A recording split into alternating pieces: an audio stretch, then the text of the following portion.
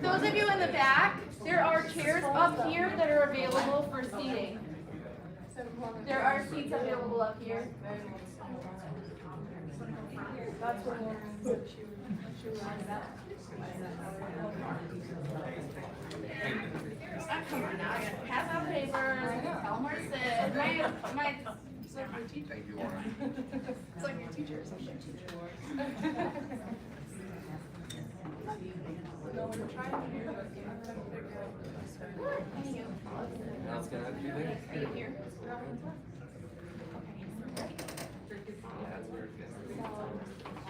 We're in the meeting room.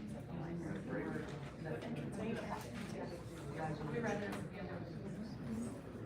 Are you trying to get in the front door? Okay, so you don't actually have to sign in.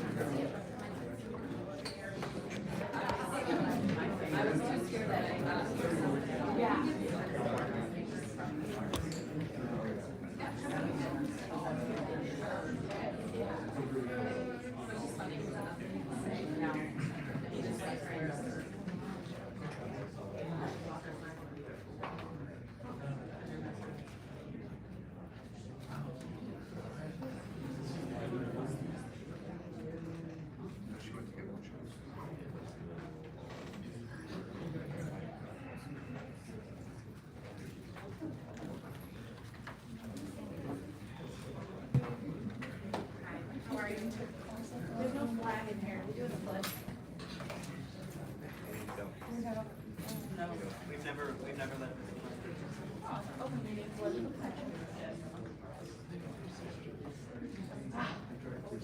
It's okay. I already said it today.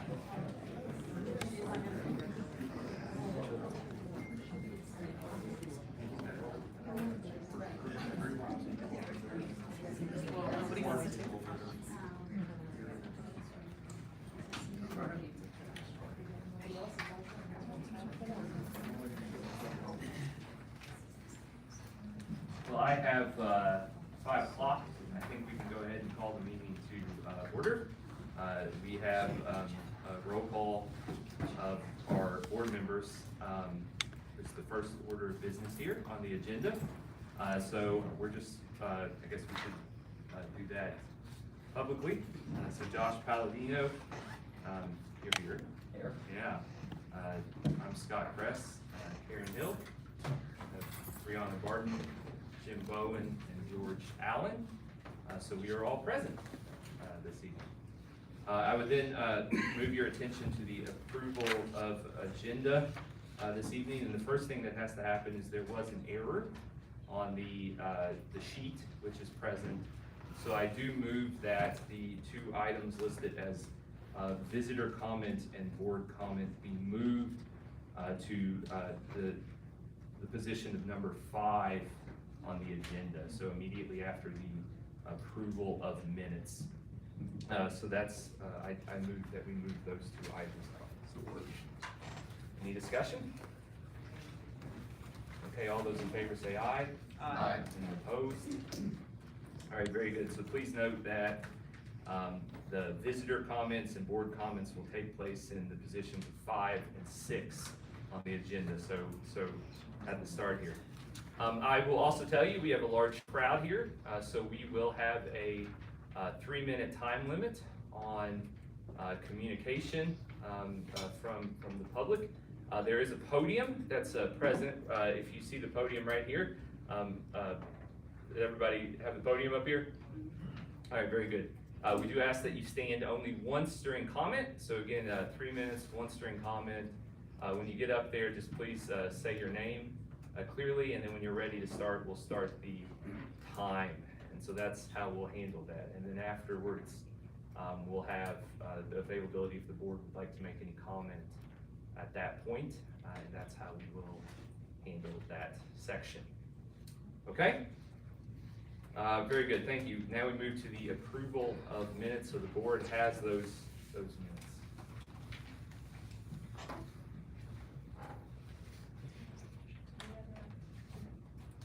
Oh, yeah, I'm sorry. I meant to say that. I should also note that we have some additional communication that will be shared this evening during the communication section that's not on the agenda. Letter from Debbie McCula, if that's the correct pronunciation, of the Michigan Library Association, a letter from State Representative Andrew Fink, and a letter from Maureen McCory of the college library. If I can interject, I've also received multiple letters from other, from other parties. Should I give the names of all those now, or shall we wait till we get to that portion of the agenda? Is it okay if we just wait till that point and just list all the things what communication we've received? Mr. Levinger, do you think that's appropriate? Yeah, I think that's, because Okay. they're in lieu of public comment, correct? Yeah. So that would be the time. Okay, so we'll have more letters than that. So we'll do that at the appropriate moment. Okay, approval of minutes. So the board has the minutes, and so. I will move to approve the minutes from the last meeting. Very good. As presented. I'll second it. All right, any discussion of the minutes for approval? All right, all those in favor of approving the minutes of the April 12th meeting, please say aye. Aye. Any opposed? All right, very good. Well, then that indeed takes us to the place where we have moved up visitor comment. So in an orderly fashion, please approach the podium.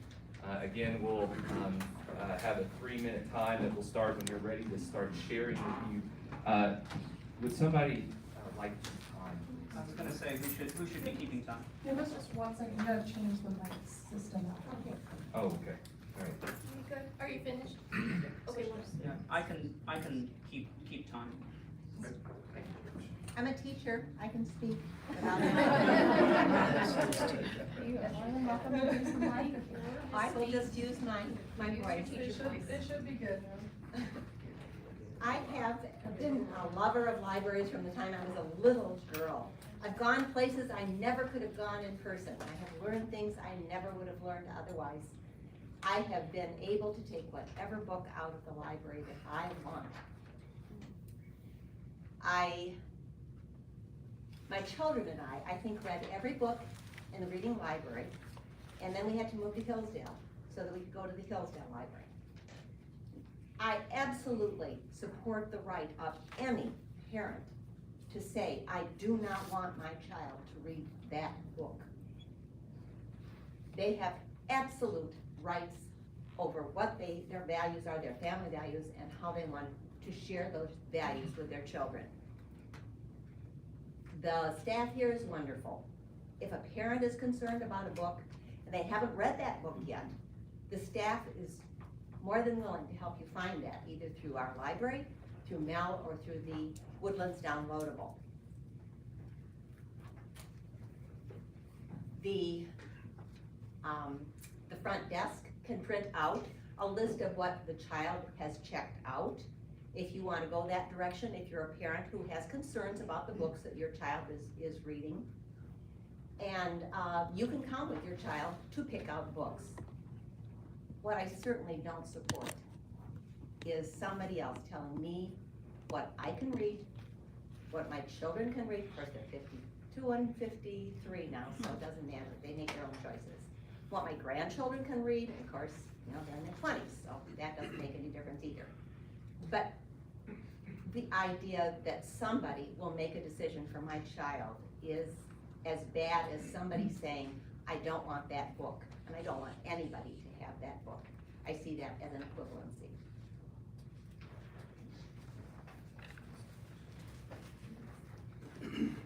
America, Can you start by stating your Yes. name? Please. I can, but I don't believe we learned who the last person was. Joanne Miller, Thank you. former Mark teacher. Nichols? Mark Nichols. America was founded on Judeo-Christian principles. If you study history, this is indisputable. The Bible was actually used as a textbook in schools, and I understand most of our places of higher education were actually seminaries in the beginning. I want to recite a few verses or partial verses from the Bible. Proverbs 14:34 says, "Righteousness exalts a nation, but sin is a reproach to any people." The subject or subtle indoctrination of some of the books on the table, which I think will be in some way a subject of this meeting tonight, is, I believe, condemned in the Bible. Matthew 19:14 says, Jesus said, "Let the little children come to me, and do not hinder them, for the kingdom of heaven belongs to such as these." Matthew 18:6 says, "But if you cause one of these little ones who trusts in me to fall into sin, it would be better for you to have a large millstone tied around your neck and be drowned in the depths of the sea." John Jay, our first Supreme Court Justice, is credited as saying we should prefer Christian leaders. I believe America was founded as a Christian nation. That doesn't mean every person was a Christian, but we definitely had Christian principles and many Christian leaders. If we are to be a righteous nation, then we need to stand for righteousness. And I might add, in this present day and age, we might need to do some study to really understand what that is. So I would encourage this board, if it's brought up this evening, to consider the merits of Joshua Palladino's amendment to the library policy. Thank you.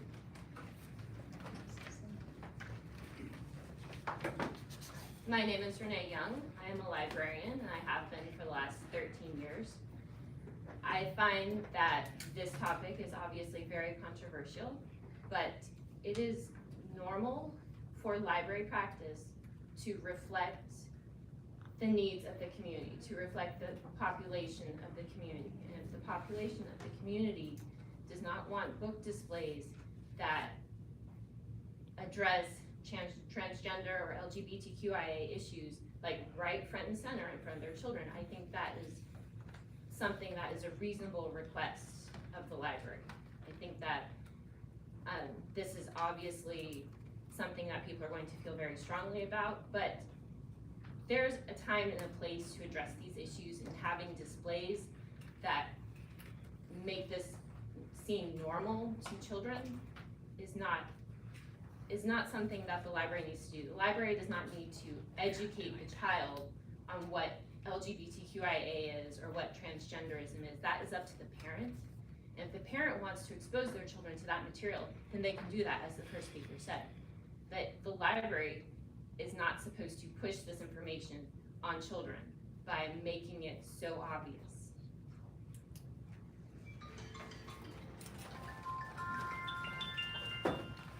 I'm Sarah Yax. I have a teaching degree. I'm a mother and I'm a patron of the library.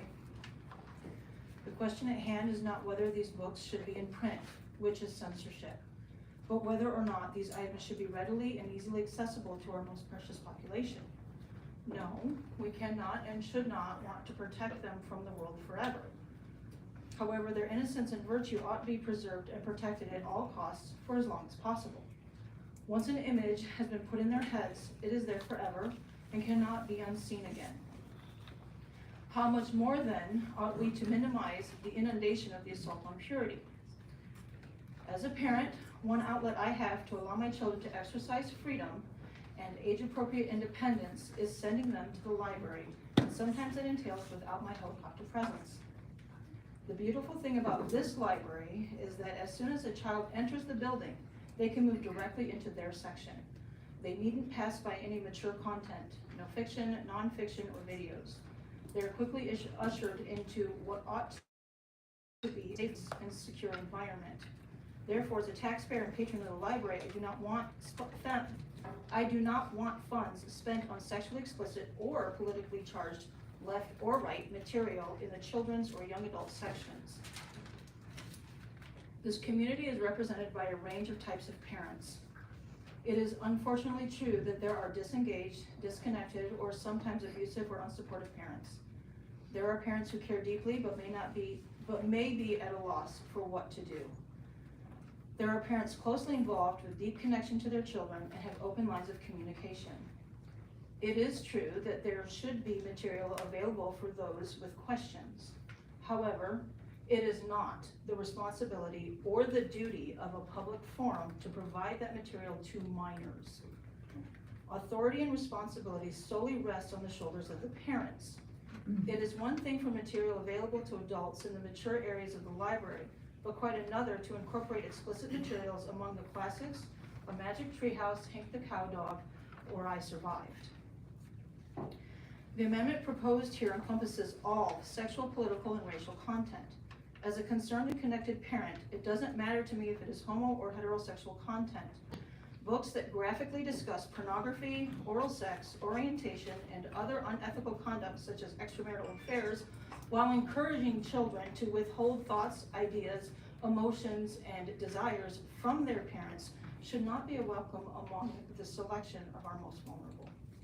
Thank you.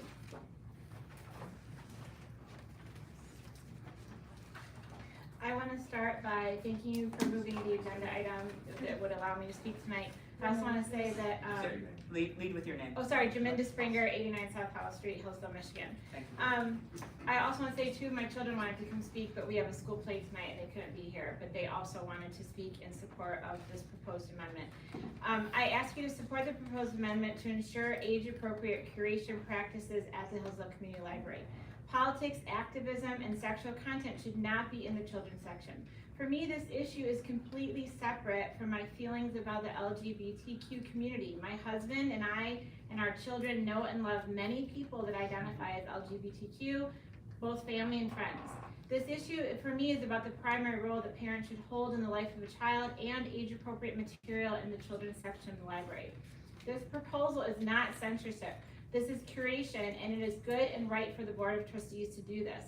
Just as we do not want books glorifying polygamy or atheism in the children's section, we do not want books that promote gender dysphoria and alternative lifestyles either. This is not right for a community, and a community should make decisions about the content in its library. Communities may make different decisions, but we need to make a decision for the Hillsdale community, for the Hillsdale Library. In the adult section of the library, I encourage a diversity of materials. Parents that want children to encounter political or LGBTQ content find that in the adult section. There is no rule against children visiting the adult stacks, or none that I know of. My children do it all the time. This proposal would simply prevent children from accidentally coming across the content on their own, and we all know there are many children in the library unattended all the time. Parents need to make decisions about controversial content. Materials that cover this type of content reach into the depths of a family's beliefs and culture. The Board of Trustees needs to be an advocate for families, enabling parents to make their own decisions about this content in relation to their own children. The children's section of the library must remain a safe space apart from politics and sexual content. If parents of this community stop trusting the library, the kids of this community will suffer. The most important thing we can do for the education and advancement of Hillsdale kids is encourage reading. Keep the library a safe place for kids by ensuring age-appropriate content. Help parents to keep trusting the library. I urge you to vote yes to the proposed amendment to ensure age-appropriate curation practices and eliminate politics, activism, or sexual content in the children's section. I have a copy of my statement. I don't know if the board wants a copy or not. Sure, I'll take it. No, Yeah, I have more copies if you want to pass around. I think one for our records is probably sufficient. Thank you very much. Thank you very much.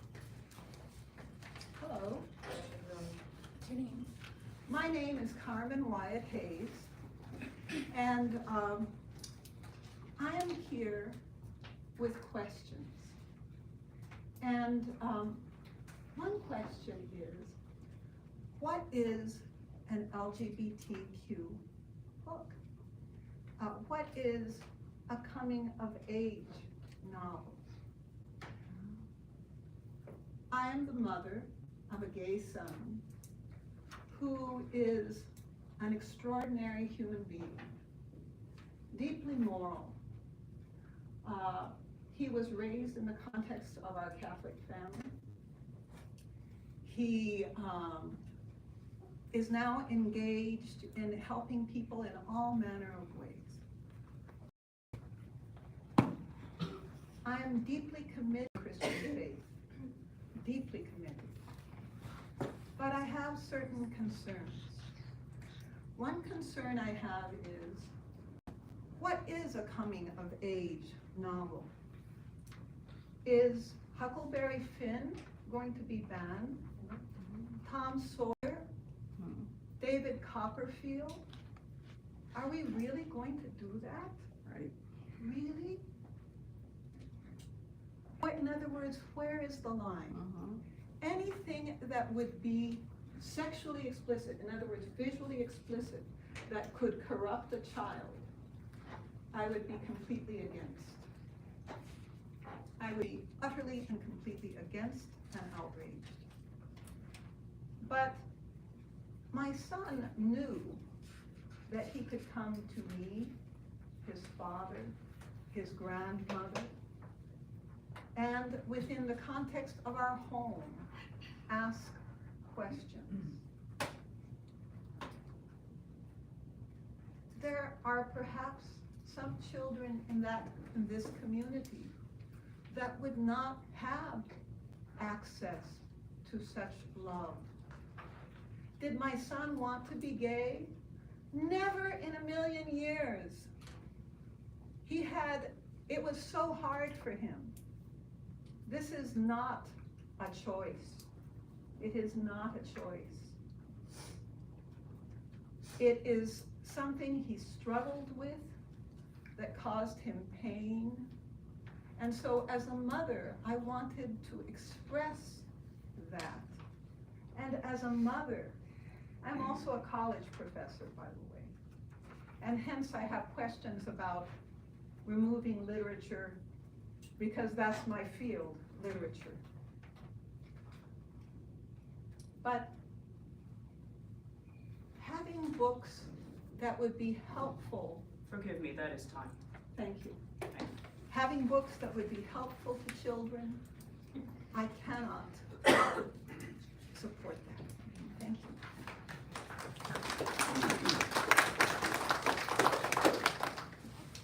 Thank you to the board and to the other speakers. My name is Jeremiah Regan.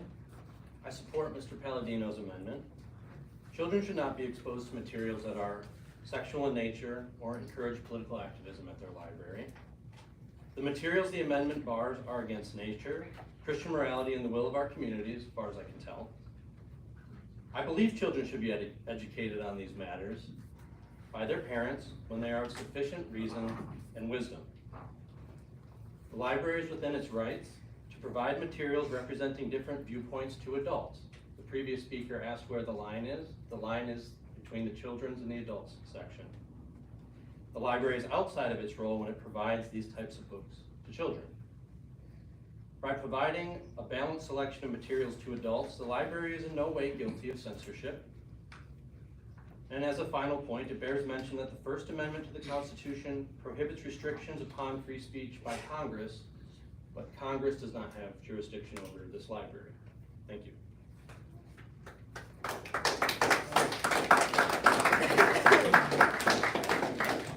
My name is Catherine Watkins. I'm actually a resident of Hillsdale County. However, I have children in the Hillsdale school system that use this library. Earlier this week, I was disheartened to hear about this agenda being discussed this evening. Not only for the fact that it's even being discussed, but due to the clear attempt to pass this quietly without drawing attention to anyone who might oppose such a measure. The way it was worded in the agenda was very vague. Shame on you.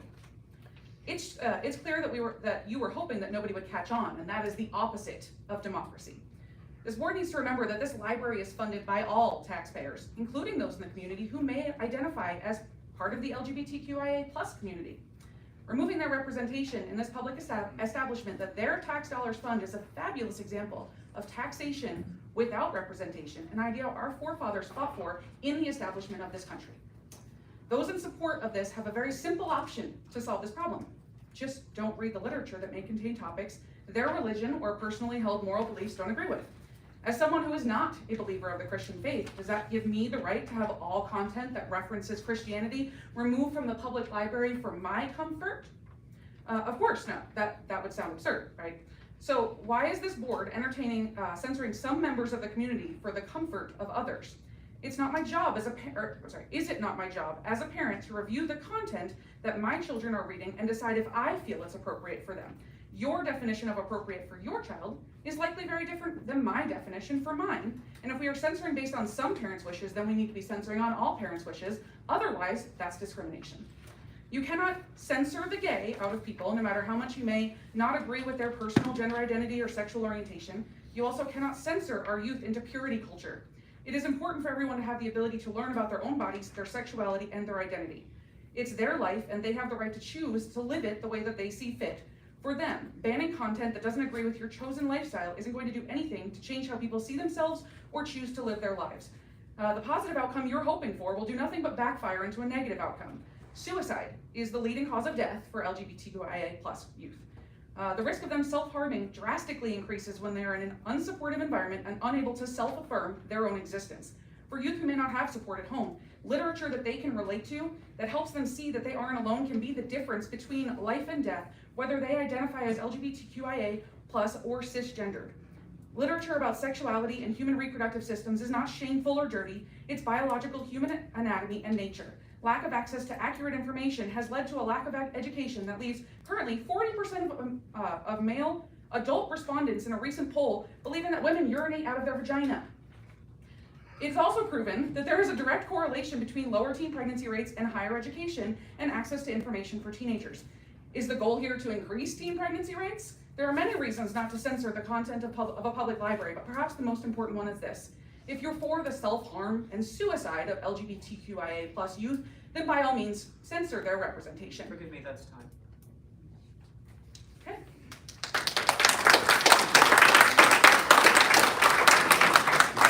Hi, my name is Greg Sturcell. I'm a Hillsdale City resident. I'm also a city council member.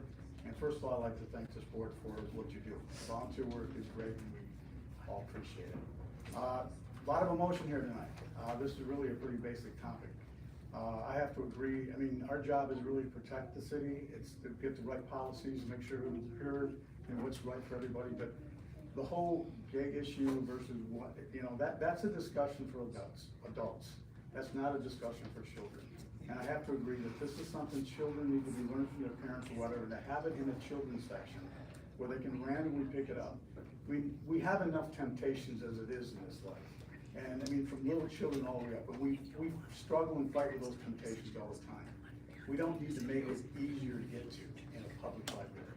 I mean, the information could be put in the adult section, and like some of these people are saying, yes, they can check it out and read it to their children and explain it to them, but for a child to randomly go through and read this without any guidance is a huge mistake. So I thank you again for your service, and have a great day.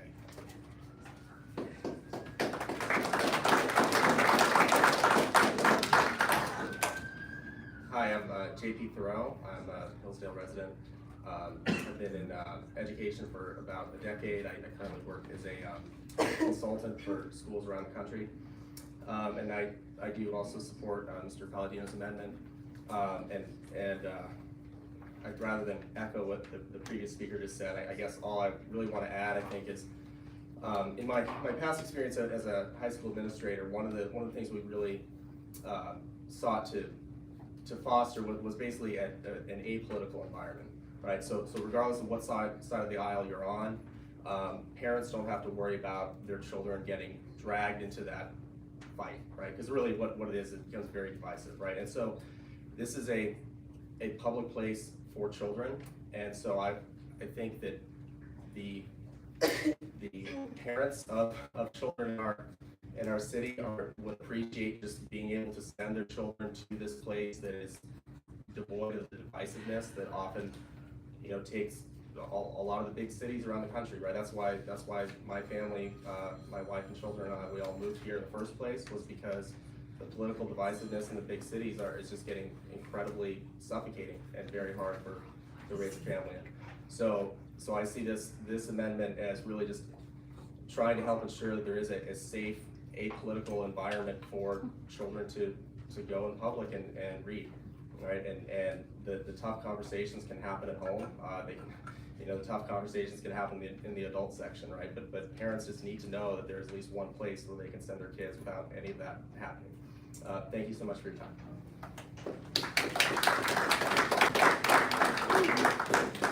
Hello, I'm Ashlyn Moore. I'm Oh, hi, I'm Ashley Moore, I'm 17, and I'm a student at Hillsdale High School, and this message is on behalf of my best friend who can't be here.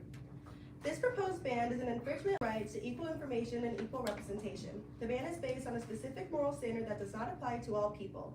We have a right to books covering more taboo topics if we ever want children to learn about the world. Censorship only spreads fear, misinformation, is in a direct violation of our freedom of expression and press. Banning books does not lead these children to avoid topics surrounding dark elements of life, such as death. It leads them to misinformation based on opinions. Children need access to books of varied opinions and access to books that will help them understand the real world around them. The insertion of religion into this decision is a moral reasoning that defies the purpose of our liberties. Every person who has a different opinion around taboo topics should be highlighted. One perspective being favored over others ignores the reality of these topics and tries to censor them in an attempt to ignore their existence. The library is here to educate and serve the community with information, and children are not exempt from the right to learn all perspectives. Children who want to read these books will not let a local ban stop them and will only turn to other outlets, such as the internet, for questions they have that are being ignored. The censorship of books that pertain to children's questions is a violation of constitutional rights and should be shot down by any of those who support the right to information. And I would also add that I like women, and it's not because I read a book about liking women. Thank you.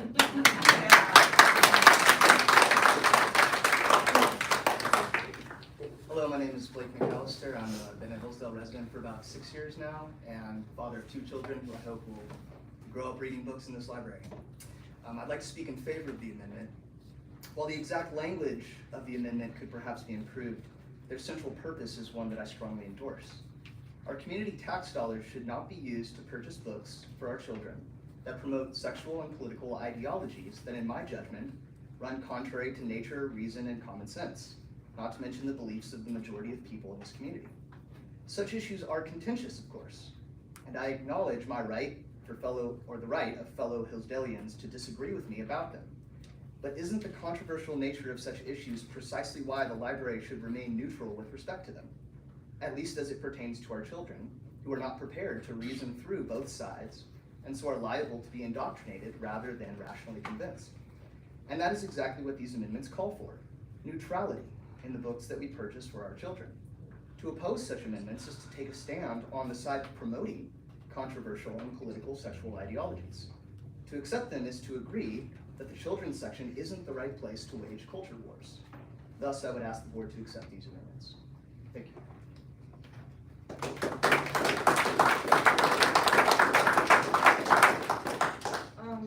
My name's Lauren Jenkins. I'm currently a student at Hillsdale High School. So I'm gay. And the thing I don't understand is, why is my presence here a political stance? Why is sexuality political? Like, being straight, being gay, it doesn't matter if you're leaning left or leaning right. And also, some of these books these even coming of age books that don't involve LGBTQ plus content, and some that do, have shaped my childhood and have given me solace with myself and to discover who I am. And like, banning those, well, let's look at the topic of censorship. Censorship is any restriction of any sort of content, and that's what's being proposed here. So any restriction of content, especially to kids who are struggling with their sexuality or gender, is dangerous for them. And that you want to protect people, but you aren't protecting a small group of people in this community. And that's not okay. We have to protect everybody, and we can't, the solution to that is not censoring books. Like, if in any sort of library, there shouldn't be any reduction of literature, adult, children, YA, that shouldn't be happening here. The censorship of these books is promoting the vulnerability of these people and they're not going to be able to discover who they are, and it's gonna be a long uphill battle for them, and it's gonna be potentially dangerous, and they're not gonna know who they are. Thanks.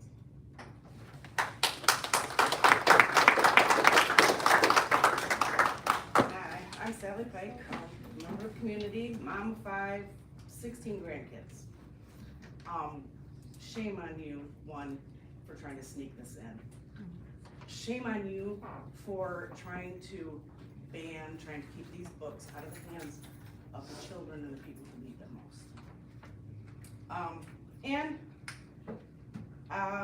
Basically, I'm donating a book that will be available in the library. This is for all of the parents whose children are going to bed at night afraid to tell you. This is for the grandparents who want to know the right thing to say when their kids come out to them. I hope you will absolutely look upon yourselves and know the kind of literature that these kids are looking at and reading. It's not, they're not trying to hide. They want to be free. They want to be able to talk to you. I'm begging you to listen. Thanks.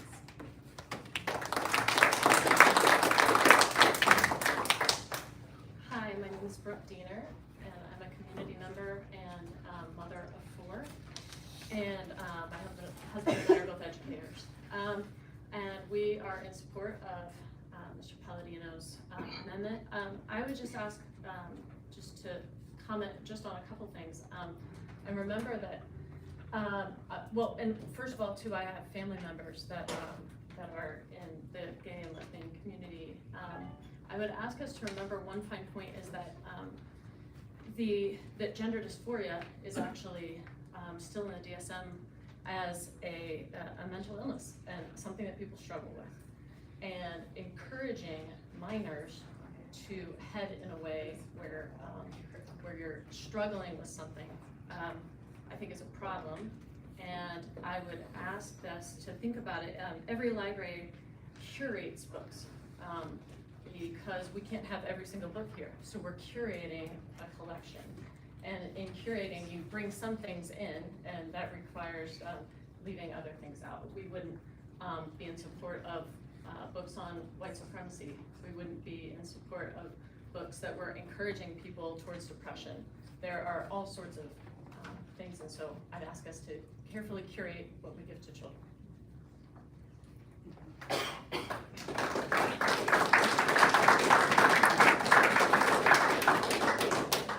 My name is Sam Lair. I'm a resident of Ward 3 here in Hillsdale City. I'd like to voice my opinion in support of Mr. Palladino's amendments.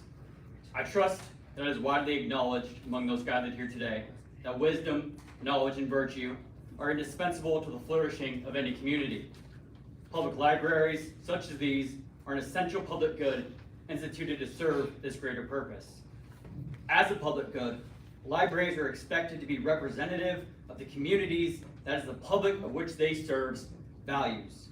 These amendments are an expression of our community's moral principles in an attempt to do justice for our future generations by ensuring that we do not expose them to improper influences during an impressionable age. We love our children. We ought to hate attempts to sexualize them at ever younger ages. If we love our children, we ought to protect their growing up years and hate attempts to politicize them in their youngest years. So let's love all of the young children in Hillsdale County by keeping this politicized literature out of the children's section of the public library. Thank you.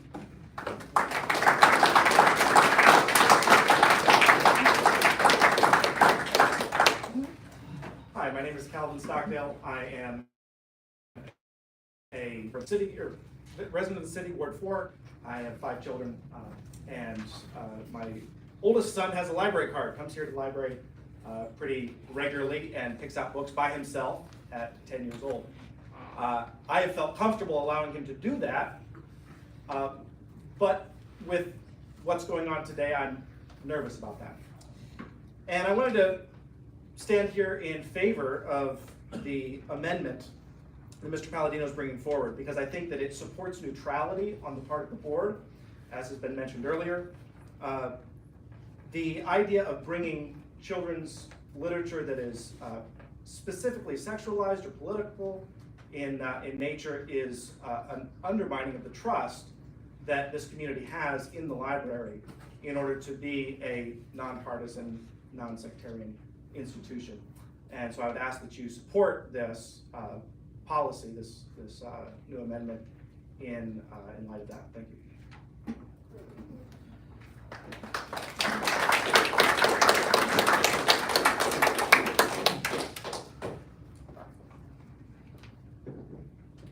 Hi, I'm Madison, and I'm doing this on behalf of my younger cousin and also one of my best friends.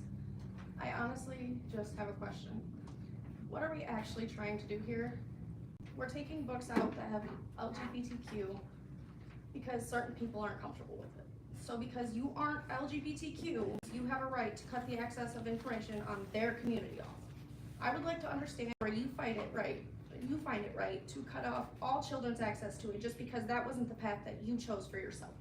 If you want your children to stay away from it, why don't you just have a better eye on your child from picking the book up? Problem solved. Watch your children. You can't just think that you're going to take away from a community who has fought so hard to get where they are today without a fight. They earned this, they fought for this, and they deserve to have a right to these books along with everyone else. Until you've watched your family or friends struggle firsthand with self-harm, depression, or suicidal thoughts because of how much people hate on them for their own sexuality, you don't have a right to take away their books or stories. You don't get a right to take away their voice. People love who they love, and that's something you will never, ever take away. Thank you.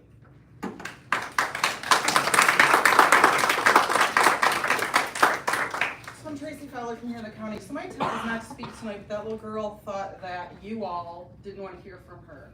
And so I stood in the doorway and I told her that her voice matters. Yes, Mr. Palladino, eye contact.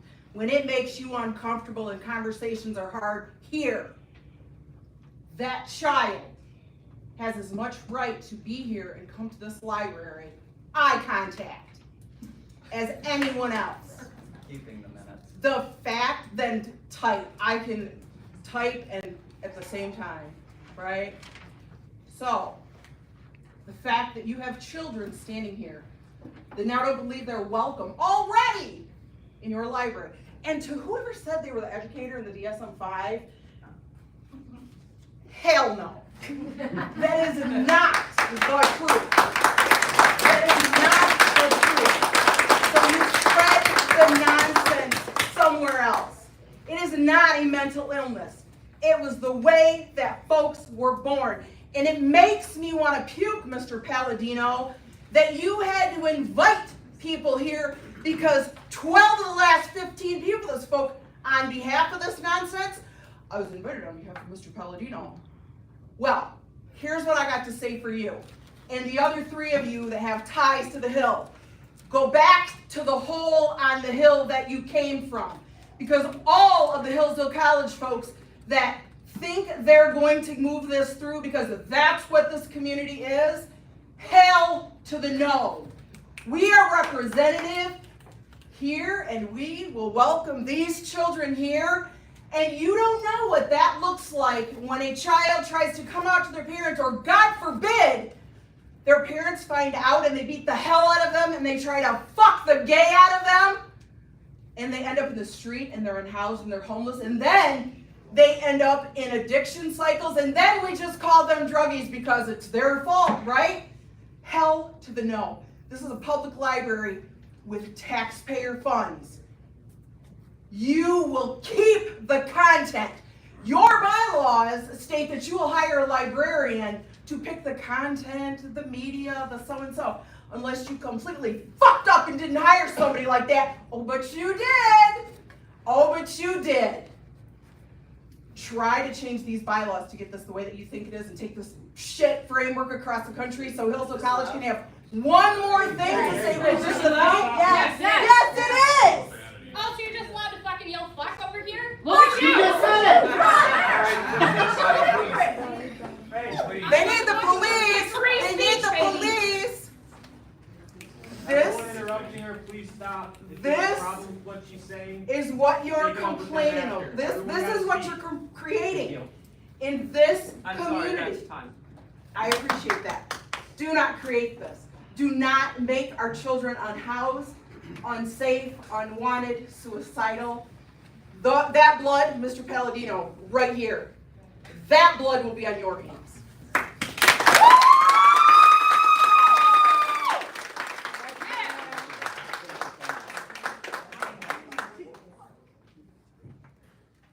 Hi, my name is Brianna Kroll. I am a resident of Hillsdale City my entire life, minus the 4 years I went to college. It is really emotional for me as I watch someone call my former students mentally ill. It is emotional to me to listen to a board say that they're not welcome here. A library is a haven. I grew up in the Christian faith. The church down the road, my reverend is sitting in this church. And what I have learned from my church is not being spouted from here. This is a community library. Whether you agree with the lifestyle that people have, it is a community library. It is a haven for everyone. Children should be able to come and see themselves in the pages. And I'm sitting here, and as an elementary school teacher, I'm listening to everyone talk about the sexual, political, and what you do not have the gall to say is, you have a problem with a children's book that shows two dads. There are children with two dads, and you are telling them you are not valued, you are not seen, and you are not welcome here. You stand up here, and if you're gonna talk about a man and a man being married, being sexual, then I wanna talk about, apparently, when I have pictures of my husband and I'm explicitly being sexual. No, I'm not. You cannot sit here and say what your norm is and what your belief is the normal. It is not. There are a multitude of viewpoints and lifestyle. Your mission statement reads that you are dedicated to the citizens of Hillsdale. That means all of them. Whether you like it or not, it is all in the community. You as board members are not free to choose you, not you, maybe you. That is not okay. Your vision statement says that you will provide a welcoming environment. I don't know if you're aware or if you are just willfully unaware that there is a huge chance of suicide for LGBTQ children. And it says the risk is related to the harmful ways they are treated rather than something about them being LGBTQ+. They deserve access to spaces. They deserve it. Your bylaws say you must avoid situations in which your personal beliefs infringe. I believe that's what's happening. If we're banning things that are sexual in nature, are we banning the Bible? There's sexual assault in the Bible. Are we banning that? These books that you're talking about that are in the children's library, I've been in there. I send my students here. I spend time in this library, and it has always been welcoming. You are infringing upon these children's First Amendment rights. Parents have every right to say what their children shouldn't read. Every right. But you as a board do not have a right to decide for those parents. You are not acting as parents in lieu of parents. That is not your job. If you start banning books, where? Where is it ending? Where are the coming of age books ending? Where is that ending? You keep talking about the sexuality and what are the things? Being gay is political. How is being gay political? Forgive me, that's time. Thank you.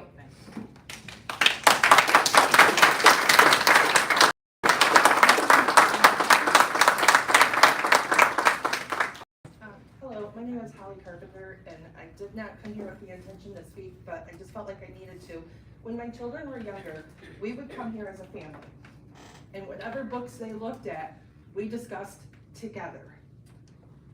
We would read Little House on the Prairie. Did that make my daughter grow up, want to go live out on the prairie in a floral gown? No.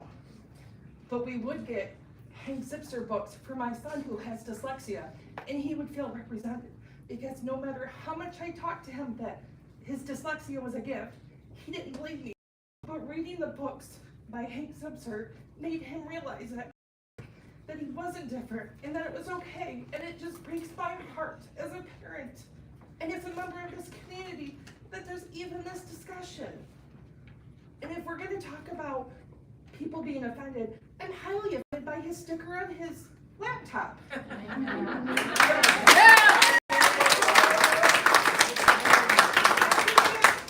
it shouldn't. It's his right to feel that way, whether I agree you.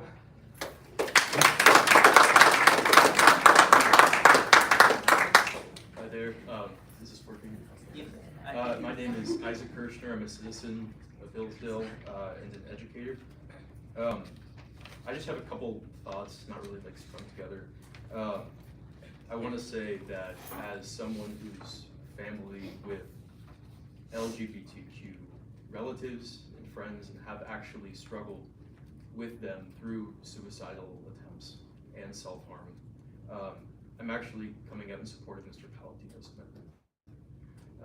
This isn't an othering of people who, I guess, are queer affirming, but the library is in the interest of the parents and of the community.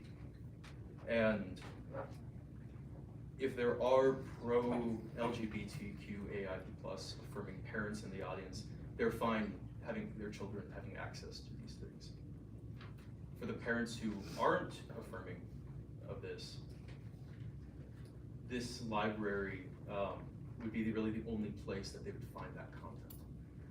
My students, I know a lot of their parents let them come to this library unattended because they trust you.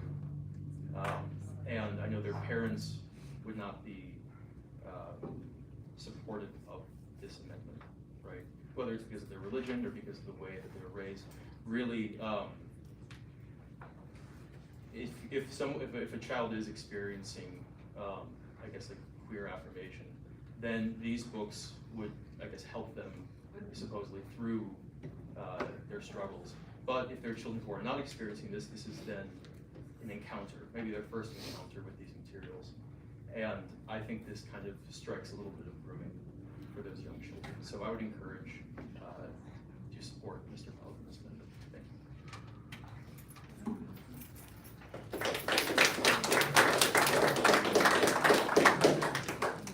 Penny Swan, I'm a citizen of Hillsdale. Little facts out here. Mr. Paladino's letter I was sent, the first paragraph says, our librarian is starting to bring these books in. That's false. Absolutely false. Those books over there, and many of them have been here since the 90s. Let's start out with facts. How many of you came in and looked at any of these books? I came in today. One of the books that's in question was put out by a Christian book company to try and educate people. It's got Bible quotes in it. I mean, how many here actually came in and looked at those books before forming an opinion and actually got facts? I did. And then you can have your opinion. My parents, when I went to the library, said, yep, you can have this book. No, you can't have that book. That's what freedom is about. Schools are one thing. Kids are by themselves in there. Parents should be involved. So I just wanted to say that. I'm against this. I trust our librarian. The first paragraph was false. These books didn't just start when she came here. They've been there. She's got them all marked over there. When you're done, you can go look and see the dates they came in. Thank you. Thank you.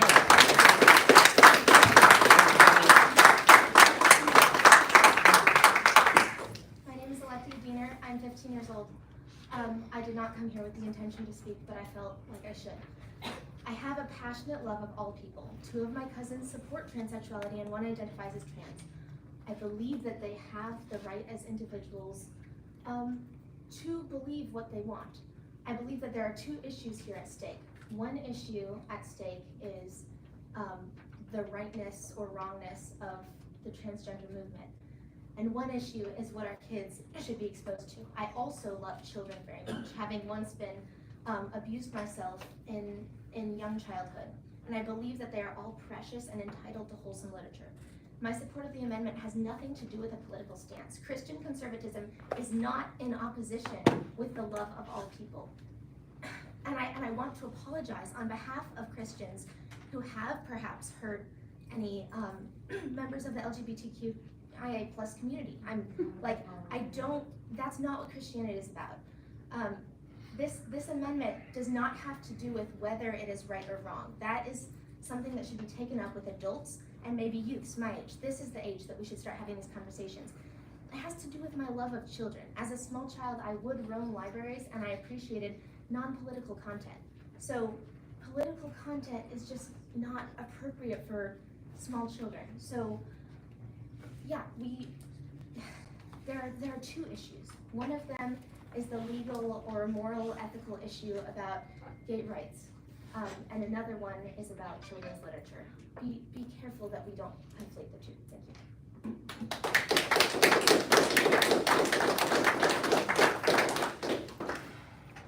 Hello, my name is Alex. I am 15 and I go to high school at the Hillsdale High School. In middle school, I came here all of the time, and never once did I see a book that made me say, you know what? This makes me want to be gay. I've been a part of the LGBTQ community since 6th grade. I made that decision on my own. I decided to find out who I was and tell the world who I am. Who says that kids are even old enough to remember a gay book that they so happen to pick up at the library? And if they do know what it is, who says that they don't have the right to read it and acknowledge who they might be or people that they might meet? Some people you might meet can be LGBTQ, and they could be the best people you'll ever meet.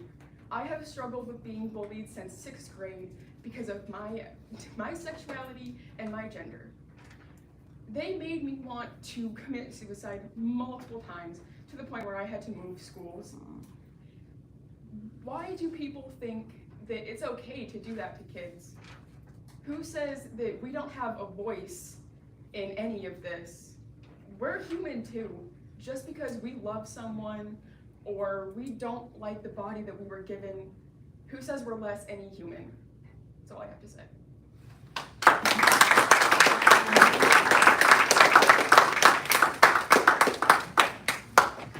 I'm Betty Brown, living on Hillsdale. We've been here for 25 years now. I'm a teacher, brought my kids here when they were very young. I've always let my kids read what they want, watch what they want. They're very intelligent, they're heterosexual, married, waiting for grandkids. Not had any issues, ever with it. And if you think a book is going to change a kid into being whatever, you're completely wrong. If you've been in a classroom lately, you'll know that kids, 5th graders, 4th graders, 3rd graders are already talking about sex. They're already talking about politics all the time. And big news flash, a lot of kids don't read. They're getting this information from the internet, from their parents, from television. That's where they're getting it. Other friends at school, and a lot of it's misinformation. So a book is not going to hurt anybody. And I'm so against this ban. It's just the beginning of a slippery slope. And this community is not just conservative. This library is not a babysitting service. You know, if you don't want your kids to read it, then you come here with them and you help them choose. And that's it. Thank you. Thank you.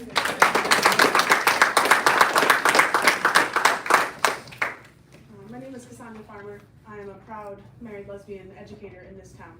I teach at Hillsdale High School. There was mentioning of excluding non-traditional, harmful, and sexual lifestyles. My main response to that is as follows.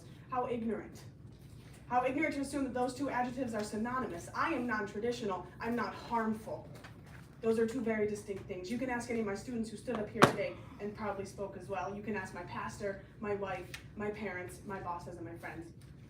If I'm only allowed 3 minutes, I'd rather take those precious seconds to share with you words from Kurt Vonnegut, an established and celebrated author whose novels have been banned for their content, and whom actually I taught this to my kids 2 weeks ago. In response to a school board burning, not just banning his books, mind you, but burning them in a fire.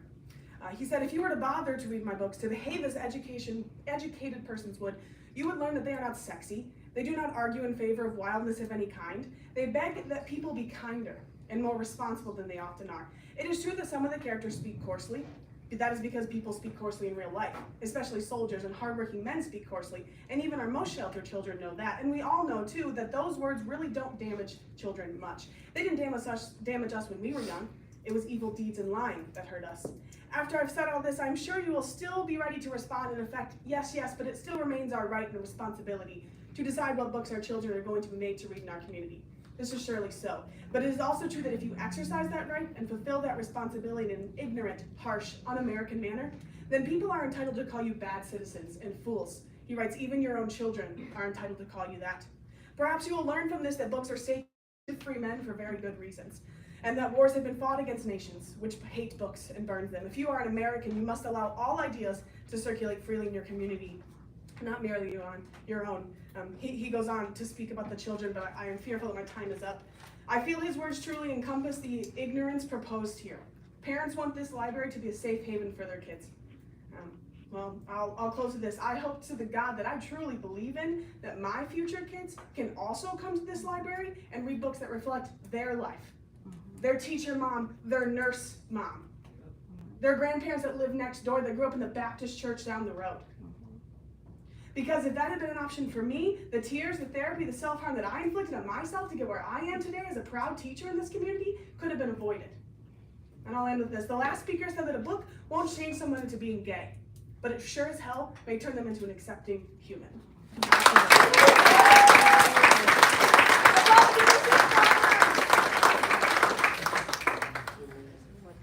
Good evening. Thank you. I'm Robert Soha. I live in, I'm a city councilman here. I live in Ward 4. I wonder, I haven't read Mr. Palladino's thing. I just learned about this a few hours ago. I don't know. I appreciate, I almost went up to the books before. I appreciate what Penny said. I should have done that. But I wonder if the process might be able to be amended. As I understand it, the librarian, you bring forth the books, and there's no board vote. They're just put in. And maybe if you amended that process a little bit, where you brought the books before the community, allow the board to vote, to get them into there, maybe we could avoid some of these kind of hysterics. My children are older now. The youngest is in the 8th grade, oldest is in his 20s. They used to come here unattended. If these books have been presented prominently, as I've been told, I don't know. But if they were, I wouldn't allow my children to come here unattended. It is my responsibility, I agree with you, to what content my children. But the library should be a place where I should be able to send my 10-year-old unattended, since I live 2 blocks away.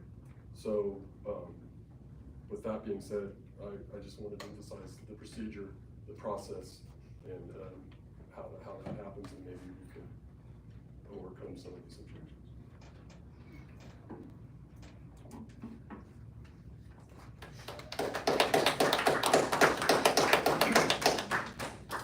Hi, my name is John Moriarty, and I'm a resident of Hillsdale.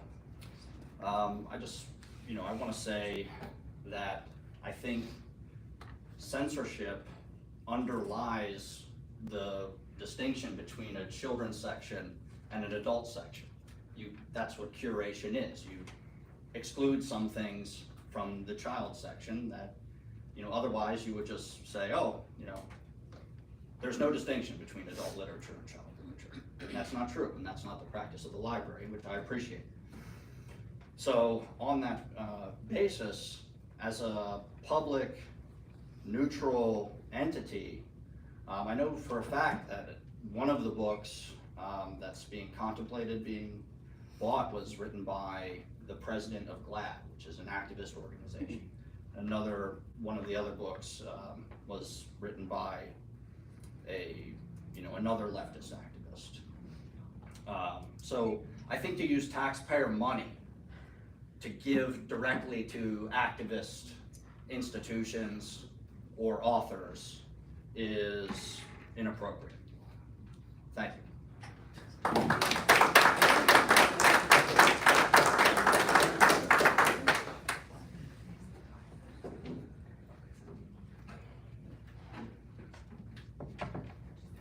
Thank you. Is this on? Can you hear me? Yes. Is this? Yes.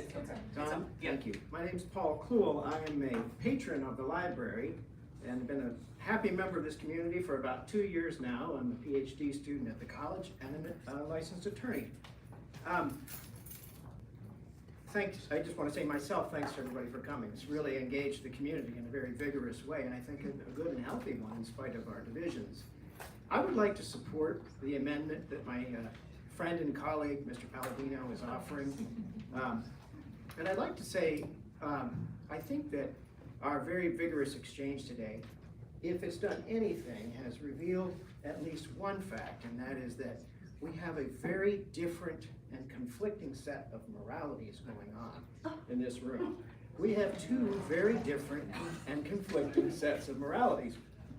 And you as board members, if I were sitting in your shoes, I think I'd be faced with a difficult choice, because you've got to make a choice about which of these two sets of moralities you're going to approve. Your decision on that matter is going to telegraph to this community which of the two moralities you're in. You cannot escape from that decision other than by abstaining. You're going to tell us all. This is only the opening salvo of what I think will be a longer battle. It's not a threat, it's just an observation. Because these two moralities have been conflicting in cities and certain areas of the country, but now they've washed through and inundated the entire land. And so there's been a pushback to assert the other and older or more traditional morality. And I think that that's really what's at the heart of the conflict, because one group is saying if you ban these books, you're being immoral. You're contributing to the suicide of young people. And the other group is saying if you allow these books, you're contributing to people who might not get involved in this kind of activity, getting involved in that activity and maybe wrecking and ruining their lives and maybe committing suicide. Not a happy choice, right? So you can't escape taking a position. And we're going to find out where your morality stands when you make this decision. So I advise you to weigh it carefully, because we'll know. Thank you.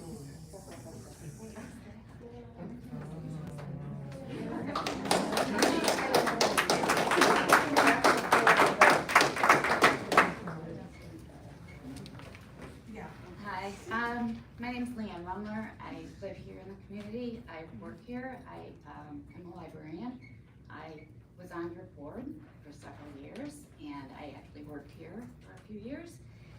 I could say so much, but I will just say what I wanted to end with. I have served on several boards, and I know how difficult this will be for you. I appreciate you taking the time to think this through. But I would say that your job as parents is to raise your children as you see fit. Your job as a board member is to support this library and the community. Thank you.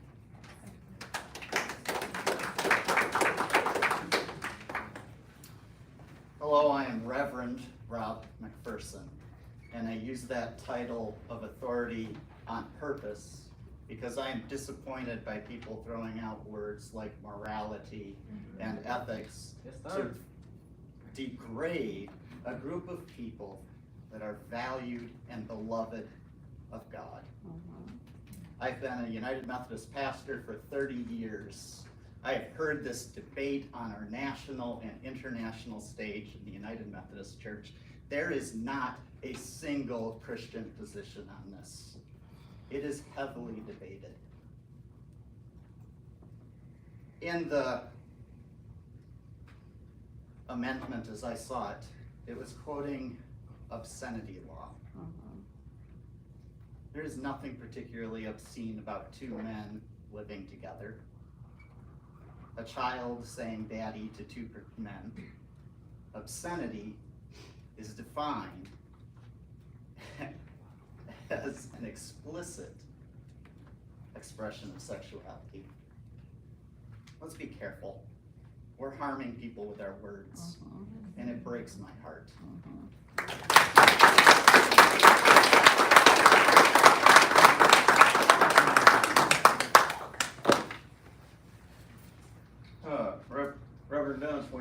from Universal Collegiate Ministries. I had a program made up, but I decided after listening to everybody here, this isn't not only about morality or anything of that nature, it's about human life. These people are human, the same as you and I are. I have a granddaughter, and now I'm not for being gay or anything, but I have a granddaughter that's lesbian. Her and I, we've had our talks and stuff. I don't agree with it. That's the way I was raised. And that's the way I understand as the Bible is written, that, you know, there's supposed to be man and woman. I'm not trying to say they're going to hell. Okay, that's what people want to say. Everybody wants to go to hell, you know. And that's not the thing. It is, the thing is that they are human beings that have a choice in their life. And they pick that choice. It is, once that choice is made, they have to turn around and then they're responsible for what they have. We all have paths we have to go down, whether we like it, whether we don't. There's paths that we will go down in our life. But it is one thing that we need to know, as these are human beings. I work with different people that are of different lifestyle. I work with what they call the street people a lot of times. I work with people that are low income and are poor. And I see all kinds of things that go on. I'm not going to begrudge them for what's in their minds and what they think because of education or whatever it might be. But I do say that I have to go with Joshua's amendment to the fact that as long as we get down to the point that the material is age oriented, or it's in the sector that abiding by the age, not just for any 3-year-old or 5-year-old, which don't read anyways, but you know, they, you know, not to turn around and put it in that factor, but to turn around, because once you're an adult, and we here in America, we say adults are 18, 21 years old. In the older days, they were adults when they were 12 and 14. And, you know, I think that we need to look at this material, because what are we going to do with people that are experimenting on their sexuality, their gender, they're experimenting, and then all of a sudden we have babies out there that comes about because of experimentation. Don't laugh, it happens. And so, okay, well, thank you. That's all I have to say.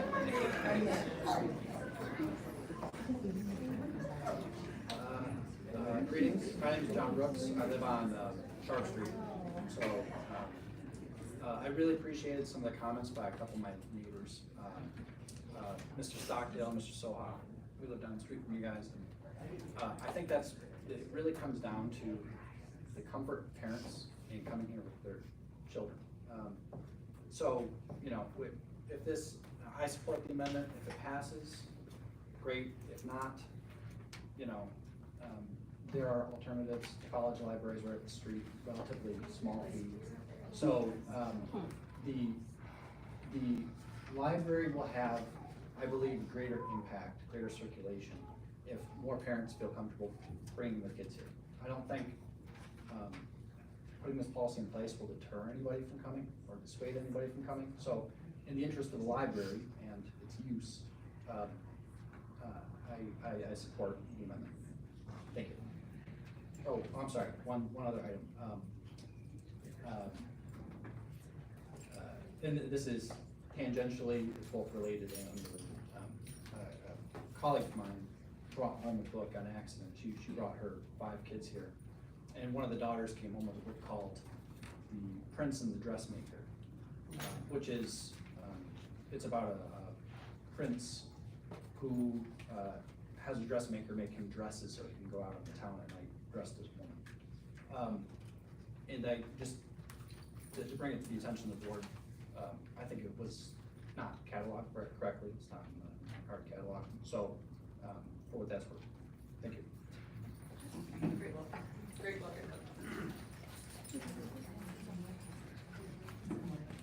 Hi, my name is Leisha Taylor. I'm a Hillsdale County resident. I guess what I'd like to say is this is supposed to be a public library. It's supposed to represent everyone in our community. Everyone should have access to materials that represent them. Children know they're gay. I mean, they know. Whether their parents don't want them to be gay or not, they know. For them to be able to read materials, especially if they're in a home where those parents aren't supportive. I mean, this community, I will tell you, is very unsupportive of the LGBTQ community. There's a lot of discrimination already. A lot of stuff that these kids experience, not just in the community, but from their own parents. I've had to help out more than 6 kids just in the last 2 years whose parents threw them out on the street because they came out to their parents. I get that their parents don't want them to be gay, but that's what it is. You don't want them to have access to material that they can relate to, that they maybe can feel better because they're reading, oh hey, it's not just me. There are other people out there, and it's okay that I'm the way I am. A lot of the material, like Penny said earlier, has already been available at this library. My 2 children are both part of the LGBTQ community, and they have been coming to this library for the last, we've lived here 12 years. They have had access to books here during the last 12 years that they were able to recognize themselves in. This isn't something new that this library is doing, but it's a public library and it's publicly funded, and it should represent the entire community, not just certain aspects. If you don't like what your children is reading, then censor them. I mean, that's it. Pay attention to what your kids are reading. But there are members of this community, there are kids in this community that need access to these materials. I'm not saying you should give them graphic porn, but go up and look at the books that we're talking about. Just look at them, read them. If you're not sure, read them. Read them and then let your kids read them. This war on these kids has got to stop. They are dying. Thank you.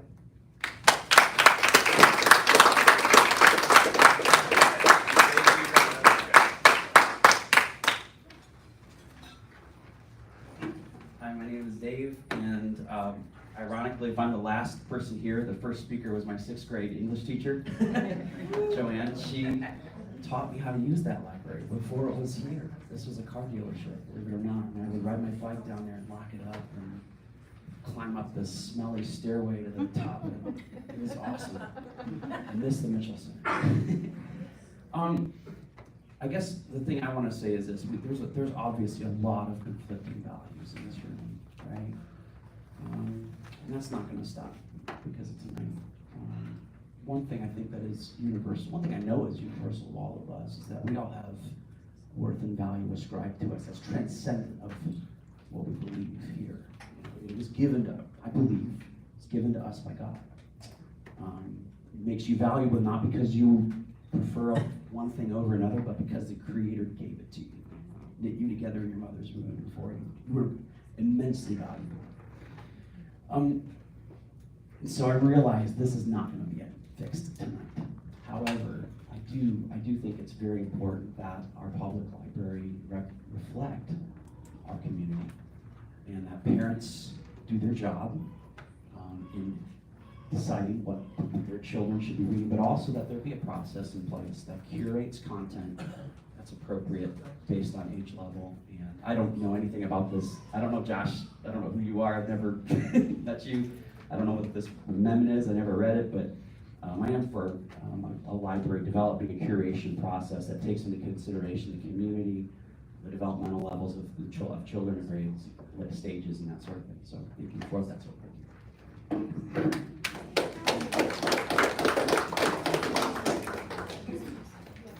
Hi, I'm Tara. This is where. Okay. Hi, I'm Tara Scott. I'm also an educator in this community. I also know David. He was my neighbor for many years, and I think censorship is wrong on all levels. And I kind of feel like David should kind of be on the same page with us since of the experience with his daughter last year where we were trying to censor, you felt that your daughter was trying to be censored at the school. Censorship is not right. And I want to say this because I didn't learn about gay and lesbians or anything from a book. I learned from it because I had a gay uncle. And I probably was exposed to more homosexual experiences in my whole life just because they were in my family and that's what I saw. And I'm a heterosexual. That did not make me gay. And I don't think reading any one of those books is going to make a child gay. It has nothing to do with those books. And what bothers me the most is what we're doing to the youth of this community is the same thing that people did to Jesus Christ. Yep. It's appalling. And you're sitting there typing on your computer, not paying attention. How rude. Taking the minutes. He's taking the minutes. Well, I just feel like it's not being addressed, that people here really, like, I understand the college community, go to the college, take your kids there, they can get their books there, if that's the kind of, books that you want your children to have. But I raised 3 children in this community. They had access to the library. I probably still owe a fine for one of them or 2 of them. And none of my kids became gay because they read any of these books. And for us to assume that that is what's going to happen because we provide information is just ignorant. So I hope you take in consideration all of the community. Some of us who have raised our children here and realize that these books are not the problem.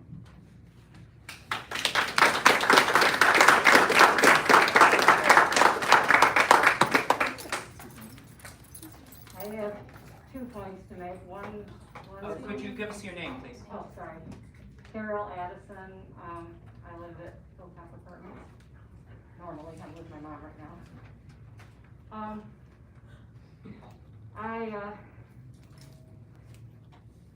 I have an imbalance of testosterone. I have more testosterone than estrogen in my body because I have polycystic ovarian syndrome. And because of that, I'm bisexual. I'm also asexual. I'm really not interested in sex. So, put that in your pipe and smoke it. I used to be interested in sex back when I thought I was like men. Not anymore. But anyway, another point I want to appeal to you from. I'm a writer and I know lots of other writers. When somebody writes, it comes from here and here. All of the experiences of their life. They've been through hurt, guttural hurt. And when they write, that comes bleeding out onto that page. And when you throw that in the garbage, you're basically thumbing your nose at that writer. And that is unforgivable. That's all I have to say.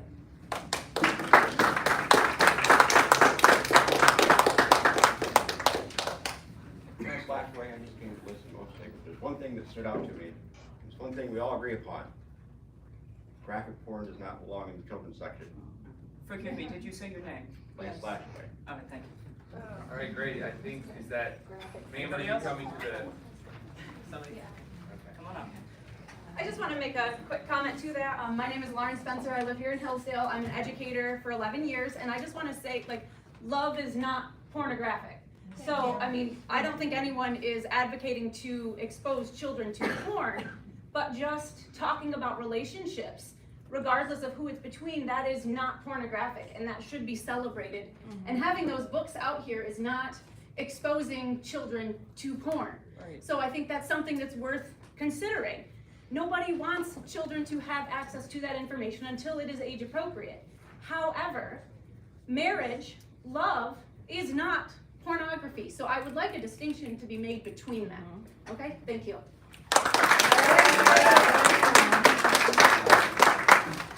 I'm Kathleen Murphy. I was a teacher here in Hillsdale Schools.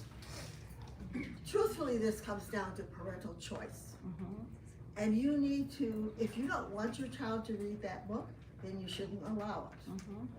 If you want your child to read the book, fine. When my son's son came home with a book he had questions about, he read it first. And he decided whether it was appropriate or not.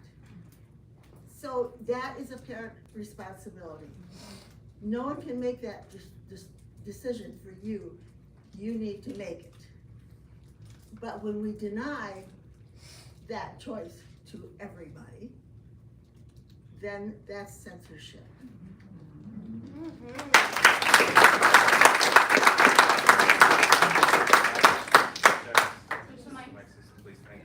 All right, well, that conclude our visitor comments. And ma'am, are you coming? Okay, just checking. That will include our visitor comment section for the evening. We do have a section of board comment. If this would be an appropriate time for board members to speak to any issues before we conduct business. So I think we need to make a distinction though between the board and the director of the library. And so I'll direct my first question really quickly to Brianna if she wants to be first or last. Okay. All right. In that case, then what we'll do with board comment is we'll start with George over here. And if he wants to make comment, he has the right to do so, and then we'll just work our way around. And then after that, Brianna will make comment. George, if you'd like to make comment. Oh, thank you.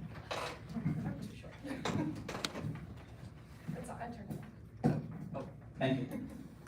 There's a light on here, but it's not on. That's the confusing thing. Yeah, as to the issue everyone's interested in this evening, I believe that is probably on the agenda to address between board members later under the materials selection section. So when it comes to the board members debating the matter at hand, I think that's where I'll come in and we'll ask each other questions. We'll go over the proposal and I'll comment about it.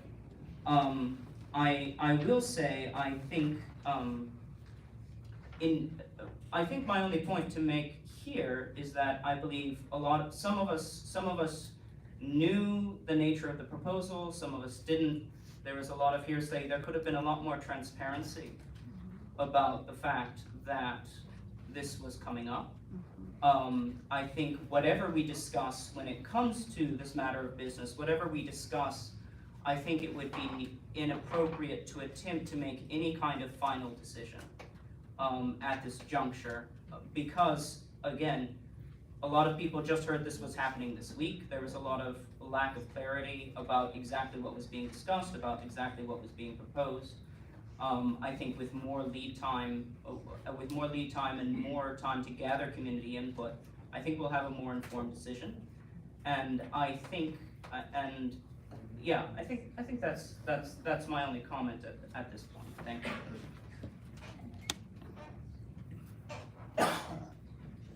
Excuse me. I am Jim Bowen. I have been on the library board for several years.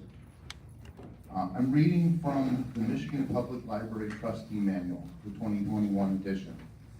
This is Chapter 9, Intellectual Freedom. The library board has the responsibility of championing the cause of intellectual freedom, which includes fighting censorship efforts. This responsibility calls for the right of all members of a community to obtain information at the library. This is a challenging and sometimes uncomfortable responsibility, but is one that we, as board members, agreed to support when we became a library board member.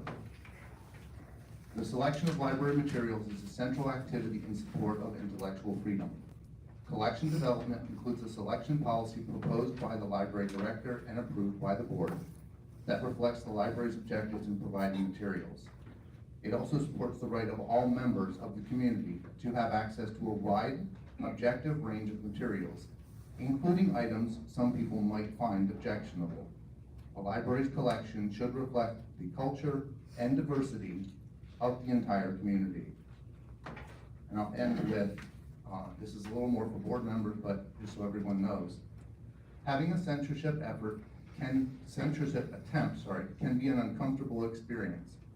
It helps to remember that what trustees feel as individuals must be separate from the legal duties as library board members.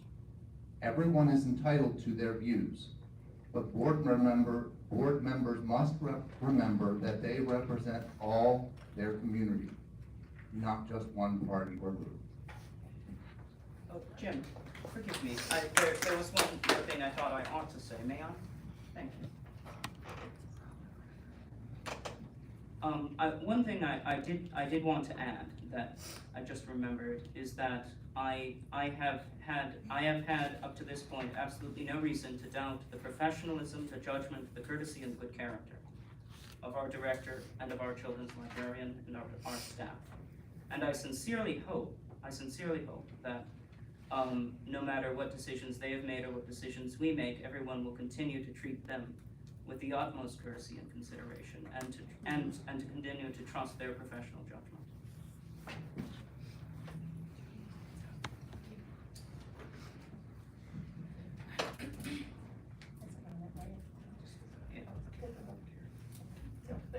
Okay, my name is Karen Hill, and I'm also a board member. I have served on the board previously, term limited out, and I believe in this library, and I wanted to continue to serve on the library board. To that end, I did not speak with Jim Bowen ahead of time, but he read exactly what I was going to read to you. That I believe in the manual that I was given, and despite any personal beliefs or professional beliefs, I know what my duty is as a library trustee board member, and to that extent, I also took an oath at City Hall, which all of us did, and we need to follow this. So thank you for all being here and expressing your opinions, but I do feel that we need to represent all of our community. Thank you.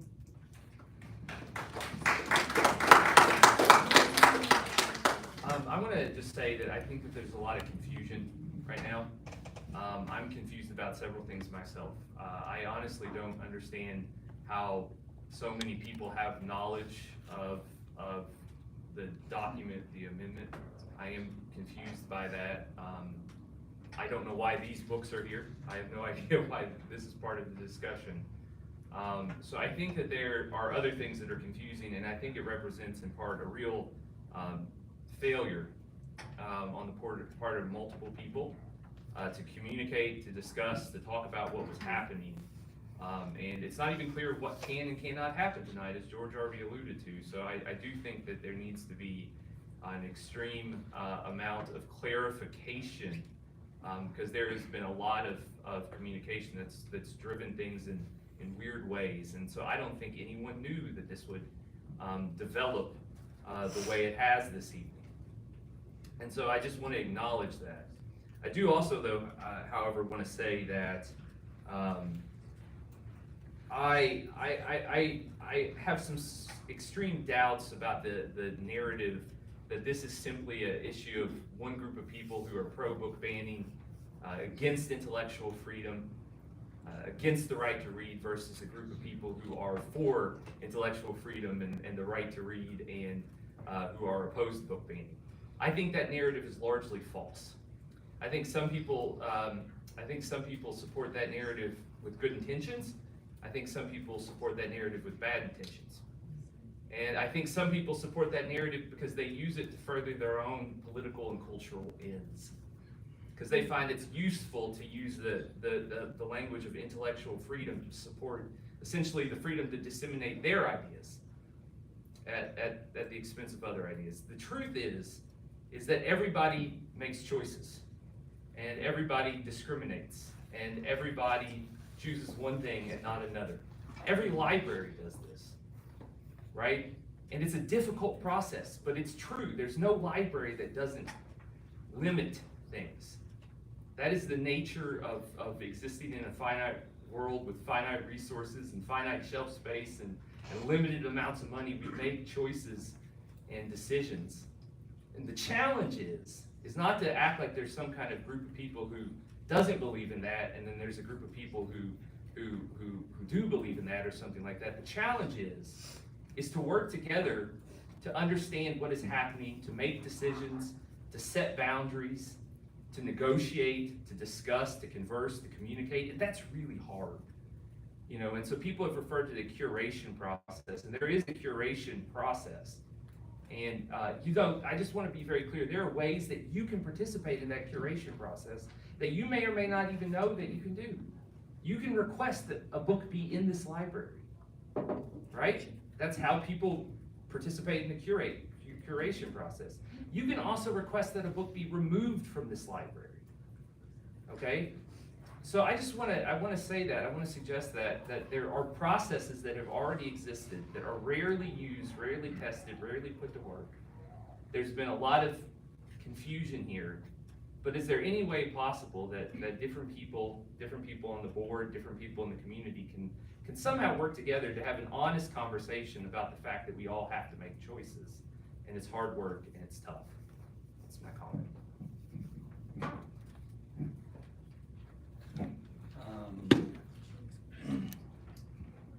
I apologize for the lack of eye contact. I am the secretary, so I am diligently trying to write word for word everything that you're saying.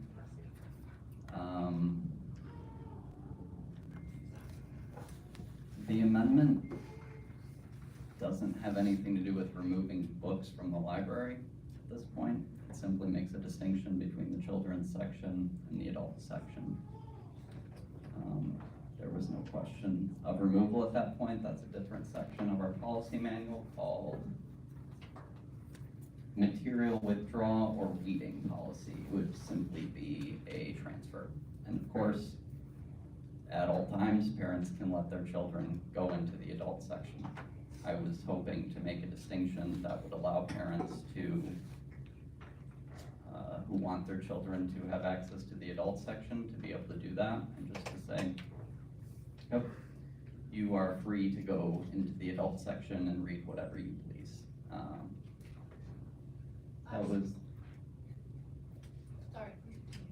That was the primary purpose of this. There was also a comment that this was meant to be snuck by. Excuse me?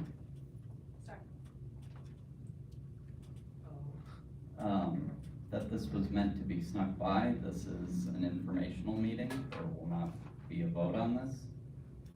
The library board member cannot write an amendment and have it adopted. I mean, it's like an ordinance or law process. We're gonna amend it, and disagree about certain things, perhaps agree about others. It's a law-making process, right? I mean, it's a policy-making process.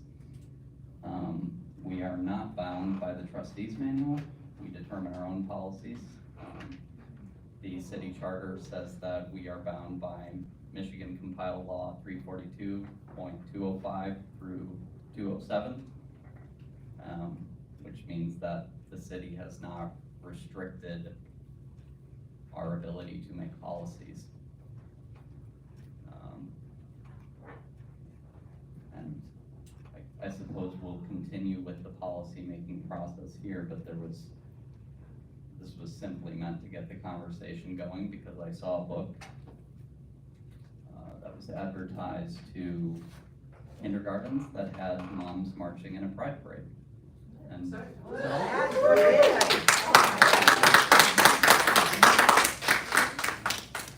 I believe that you would find it appropriate if there were children attending the January 6th protest or Not the same thing.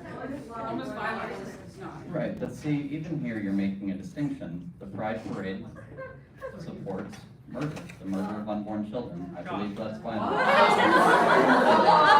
Shame on you. You're off script, Eric, you're off script. Shame on you. Oh my God, we're really. You know what? No, I can't do this anymore. You're lying. First of all, your amendment said at the very end about transgenderism. I quit. I quit. No, you're lying to these people. Yes, ma'am. You can. No, I quit. He's lying. the amendment does mention transgenderism, of course. Of course. I don't I want the know. Bible admitted then, removed. Yeah, same. The Bible needs to be removed. It has Ma'am, incest. Violence, everything. everyone got a public comment at the beginning. I understand you're frustrated. It's his turn to speak. Please allow it. If you have questions or anything else, please bring it up at the next public comment, okay? Okay. Thank then you. You shouldn't engage the crowd. Yeah, Josh, I Make your would comments recommend respectful. don't try to answer anything anybody says. I mean, our employee is telling me that I'm lying here. Well, you are. You did. The crowd engaged him first. It's on video. So, long story short, we're not making any decision here. This was an attempt to delineate what should be in the children's section and what should be in the adult section. Thank you.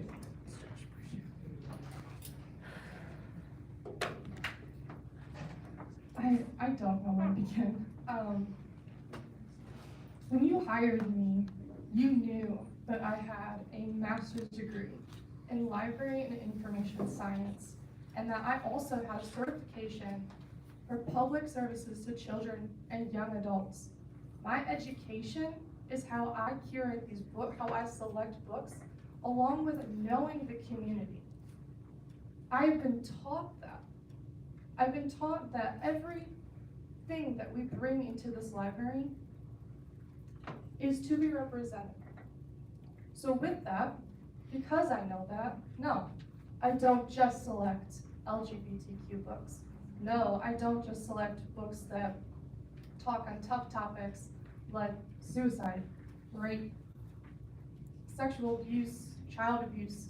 I also select books that are Christian, that talk about abstinence, that talk about Christian values, your Christian world. I have books that I recently just purchased on a Christian view of death and dying. I've been taught how to, with my education, I have been taught how to make a collection diverse. And that is exactly what I've done through and through. I know that this is coming from taxpayer money. And with that, I know that I have the responsibility to make sure that our taxpayers are equally represented. And that is exactly what I have been doing since the day that I began here. To accuse me that I have only selected books that bring on a political agenda or in any way are pornographic, I'm sorry, but in the same way that DVDs are rated, so are books. We have standards, okay? A rated R movie is meant for adults. You can't go to a movie theater unless you're 17 or older. That would be considered the adult section. A child's book for their juvenile easy have standards. They're not going to display anything unless you consider, books about kindness a problem, then that's what they're taught. And these kids' books they all have standards. A juvenile, or a middle reader, a teen book, those would be considered more like your PG DVDs. A young adult book would be that of a PG-13. We have standards. They're not pornographic in any sort of way, and I kept hearing that over and over again from people that they don't want pornographic books. Absolutely, they're not pornographic. That's absurd. I have books that talk on anatomically correct body parts and sexual books, yes. Are they in the kids section? No. They're in the nonfiction section for the adults. So that adults can come in with their child, and that's how they learn. That's how they talk to their children. We have patrons that come in here and, hey, my child's coming of age, puberty might start. God forbid we talk about puberty, right? How do I talk to them? Well, we have books that help that. My education has taught me that. And I have no problem with any of these books that are in the library. No, I didn't just start this. It's been for years. As far as the display, it's basically just proving my point that we have books that are abstinent. There's books over there that are abstinent. There's books over there that are LGBTQ because they're human. They are in this community and they're represented in this library and will continue to be represented in this library. I have books about child abuse. Sexual child abuse. But we want to take rid of that according to the things that I've read from the board that has been brought forth. Unfortunately, that happens to children. And it should happen to children. And the fact that we have to write about it, or that an author had the knowledge of writing about it, probably came from true events. In fact, Lori Halse Anderson does write on sexual abuse, and it does come from her own experience. They're fictional. But it happens to kids. And no, they're not explicit when we say, you know, we're talking about child abuse. I mean, it's not in any way explicit. It just helps comfort them and helps them get through it. That's the point of the book, is to help them get through it and to learn how to cope, but they're not, I know, explicit. So when you hired me, you knew my credentials, and now your basic, this process, this policy that I've been seeing, it goes against my education and basically goes against, well, everybody in here in some way, in some form. I have more to say, but I will save it for the material selection and book displays discussion. Thank you.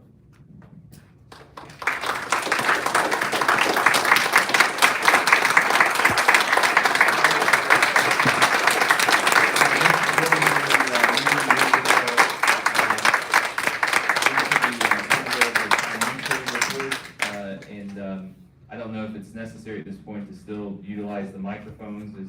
Should we still do that, or? We're a public meeting, people are Okay. attending, they should All be right. able to hear us, yeah. All right, so we have the approval of the financial report, so we'll move to that item. Get used to my voice. The income report, nothing really profound. We did receive the Woodlands Cooperative Innovative Grant for $2,000. We also received a grant for $379 from the Hillsdale County Community Foundation. You'll see a substantial increase in our book sale that kind of caught on. We've had it going for a while, and it's continuing to go. It's ongoing. It's kind of caught on, so we've gotten some pretty, larger than in the past income from there. And there's a new line that's under contribution, donation, library expansion. Basically, that's the penny fund. We're actually able to put our money in the big account for the penny fund, and will go towards building improvements. So that's the income reports. As far as expenses, there's nothing new. We bought books, we bought supplies. That's really it. We did get our new children's toilet in, and we do have our door fixed as well. But other than that, that's all for the expense report, and it does match the City of Hillsdale revenue expenditure reports. Exactly. Yeah.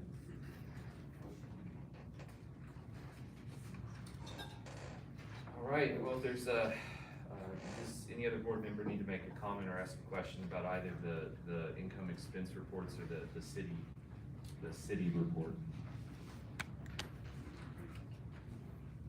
All right. I would just like to make a public comment that under Bree's leadership, our donations and our funding has really increased. She has also obtained a lot of grants that we'll talk about later this evening. But in terms of our expense and revenue sheet, we are much healthier than we've been under Bree's leadership. Okay, then we need to approve the financial report. I move to approve the income and expense reports as presented. Any discussion of approving the expense reports and income reports? All those in favor say aye. Aye. Aye. Any opposed? Thank you. Okay, now the circulation report. Circulation is up 500 this month, so that's good. We finally are getting our monthly stats for wireless logins as well. Tech was able to get that connected with a third-party event, so we're finally seeing monthly stats from that. Other than that, nothing from that. Okay, well then that takes us to the, we don't receive, accept the circulation report with a motion, so we'll go to the director's report, program stats. Program stats are pretty much the same. Due to weather and holidays and stuff, we don't have some high events. We did have a power outage one day, and I think it ruined some of our programs. But it was fun. Lauren is continuing to do great programming work. Heidi and Lauren have started a few new programs this May, where we've seen a lot of great things happen from that, and we'll talk about that at the next meeting. But I commend their work and Lauren's continuance of bringing new programs each month. I'm just going to keep going. Other information, we do have some staff position changes. So we created an adult services librarian. Heidi has taken the adult services librarian position, as she's already was doing that. We just kind of gave her one task instead of both adult services and interlibrary loan, and Annette graciously accepted the interlibrary loan. Since the staff change, it's been great. They've both been doing excellent work, and I have no complaints about what they're doing. They probably appreciate having just one thing to focus on. But yes, they've been doing great work, and Heidi has some pretty cool programs coming this summer for the adults that she's just kind of got this week. So we're excited to announce that when the time is right. All right, very good. So we have communication. We have two listed items, Woodlands Library Cooperative Report, which I believe is from Karen. Was there? There was not a meeting, it was Okay. canceled due to a conflict, and will be rescheduled. All right, and we have that's fine. We have a item on grants. Yes, so this month we have received 5 grants. We received an LSTA grant to bring a makerspace to the library, which is STEAM oriented. We will have a 3D printer, we will have button maker, robotics, systems to help teach construction work. Everything is STEAM centered programming. Can you define STEAM? Yep, I was just gonna do that. STEAM is science, technology, education, arts, and math, and it is taught in our schools. And so as a library, we wanna support what we're being taught in school. And so we're bringing a STEAM centered program here. We're pretty excited about it. We have no idea how to work it, but we're gonna learn. The Hillsdale County Community Foundation granted us the ability to create breakout rooms here. So we will have kind of escape rooms. We'll be using Breakout EDU. So the escape rooms will also be educational based, unless we decide to go rogue and just make it fun, which is a lot harder than it sounds. But we will eventually have breakout rooms, escape rooms here at the library. Another one came from the Hillsdale County Community Foundation, where they granted us the use of some of our spending allowance, where there's a trust that's over there that we're allowed to use. We right now do not have any baby changing stations in our 2 main bathrooms. That is now different. We have 1 baby changing station in each bathroom. They're not hung yet. We're working on it. They also gave us a carpet cleaner so that we can get rid of these horrible nasty stains all over our carpets, and also cuts back on cost of bringing in a professional cleaning every year. Then we'll also have what we like to call the information station, which is basically just a giant rotating flyer rack instead of having it all over our counters and tables, and kind of cleans it up and makes it more accessible. The fourth one comes from, again, the Hillsdale County Community Foundation. We requested a help to repair the children's bathroom as the children's toilet broke and water went everywhere. We now have made the children's bathroom more accessible to children by getting a child's height size toilet. So when you go in there, do not be shocked at how tiny it is. It is meant for children. It's quite comical, I will give you that. And our fifth one, as I mentioned before, comes from the Woodlands Library Cooperative, which is an innovative grant. With that, we purchased several things that we kind of were lacking. We purchased projector over there, it's on display there, and that's is just the updated one, so it has all the modern day functions. We did not have projector screens in here, and when people rented them out, that was a big common thing to be requested. So we do have those now.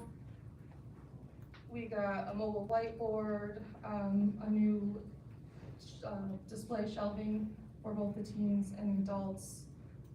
The speaker system that we're using today is for outdoor and indoor events. So we have guest speakers. We bought a lot more, but that pretty much sums up everything. So all of our grants are for bettering the library in general. Thank you, Brianna. So we have several pieces of we have several letters, communication that's been received, and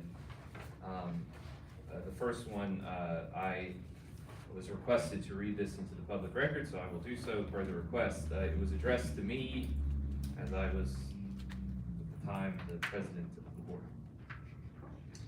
Congratulations. It says, Dear Pastor Kress, my name is Debbie Mikula, and I am the Executive Director of the Michigan Library Association. The Michigan Library Association is Michigan's oldest and largest library association and has a 130-year history of providing services to over 2,000 libraries and individuals throughout Michigan, from school, public, academic, and special libraries. We are a collaborative network of library professionals and library supporters who are dedicated to advocating for libraries, growing professionally as leaders in the library community, and advancing the profession through sharing of best practices, innovative ideas, and new programs and services that benefit library personnel, library patrons, and the communities we serve. It has come to our attention that a number of books within the Hillsdale Community Library are being questioned as being inappropriate to your patrons. Our public libraries recognize that individuals have the right and responsibility to make decisions about what materials are suitable for themselves and for their own families. We also stand united in our belief that no one has the right to make rules restricting what other people read or to make decisions for other families. As champions of access, the Michigan Library Association is proud of the hard work being performed by trained and certified librarians across Michigan.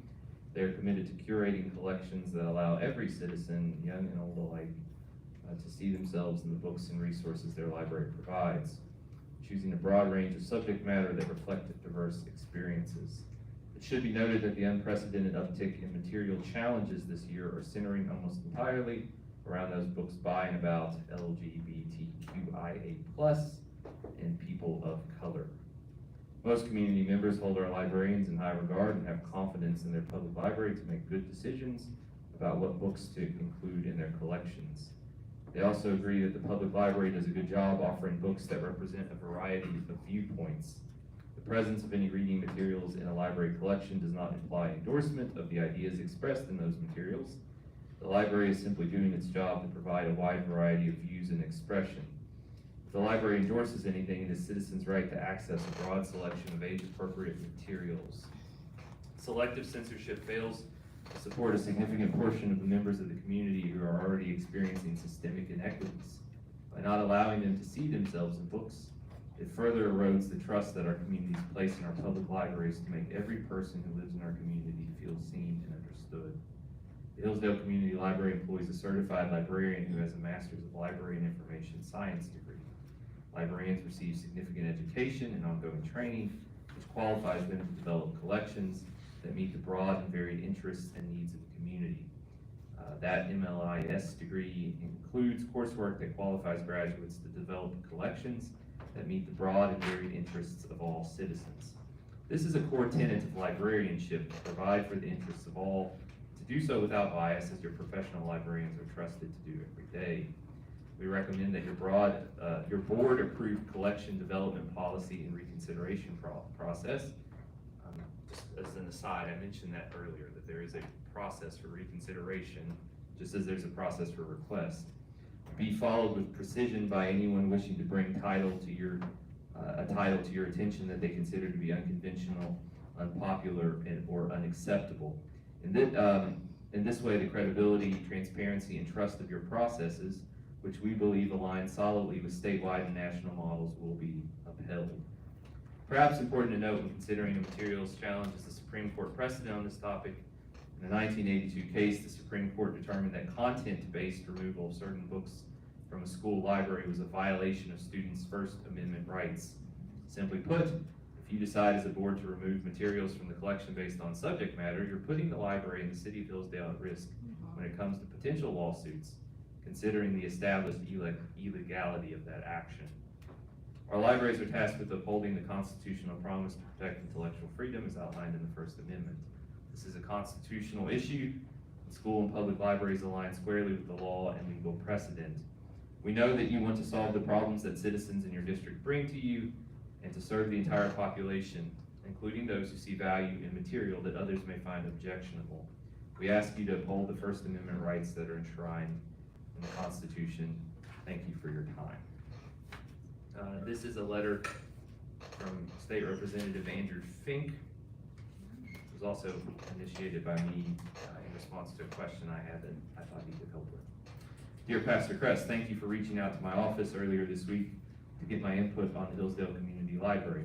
Unfortunately, a prior commitment elsewhere in the district will prevent me from attending the Board of Trustees meeting this month, where I understand the board will consider a proposed policy and curation of books in the library. Although I've seen neither the proposed policy nor any material that inspired its creation, I wanted to respond to your request for my input with some general thoughts on the topic. You may share them with the board if you believe that they would be useful in its deliberations. First, the purpose of a public library is to be a resource to all citizens of the library district, not to be a platform for any one person's agenda or political activism. Second, the library's approach to the community should not be to scandalize traditional values, but to provide opportunities for lifelong learning. Third, while it may be a helpful educational adjunct, it is never the role of the library to substitute its judgment or values for that of a child's parents. I am confident that the board is more than capable of taking in feedback from the community and adopting policies that are fitting to the library district, and only pass these thoughts along as a friend to the board. Yes. I've also received a few letters from folks who heard that something was going to be on the agenda this evening.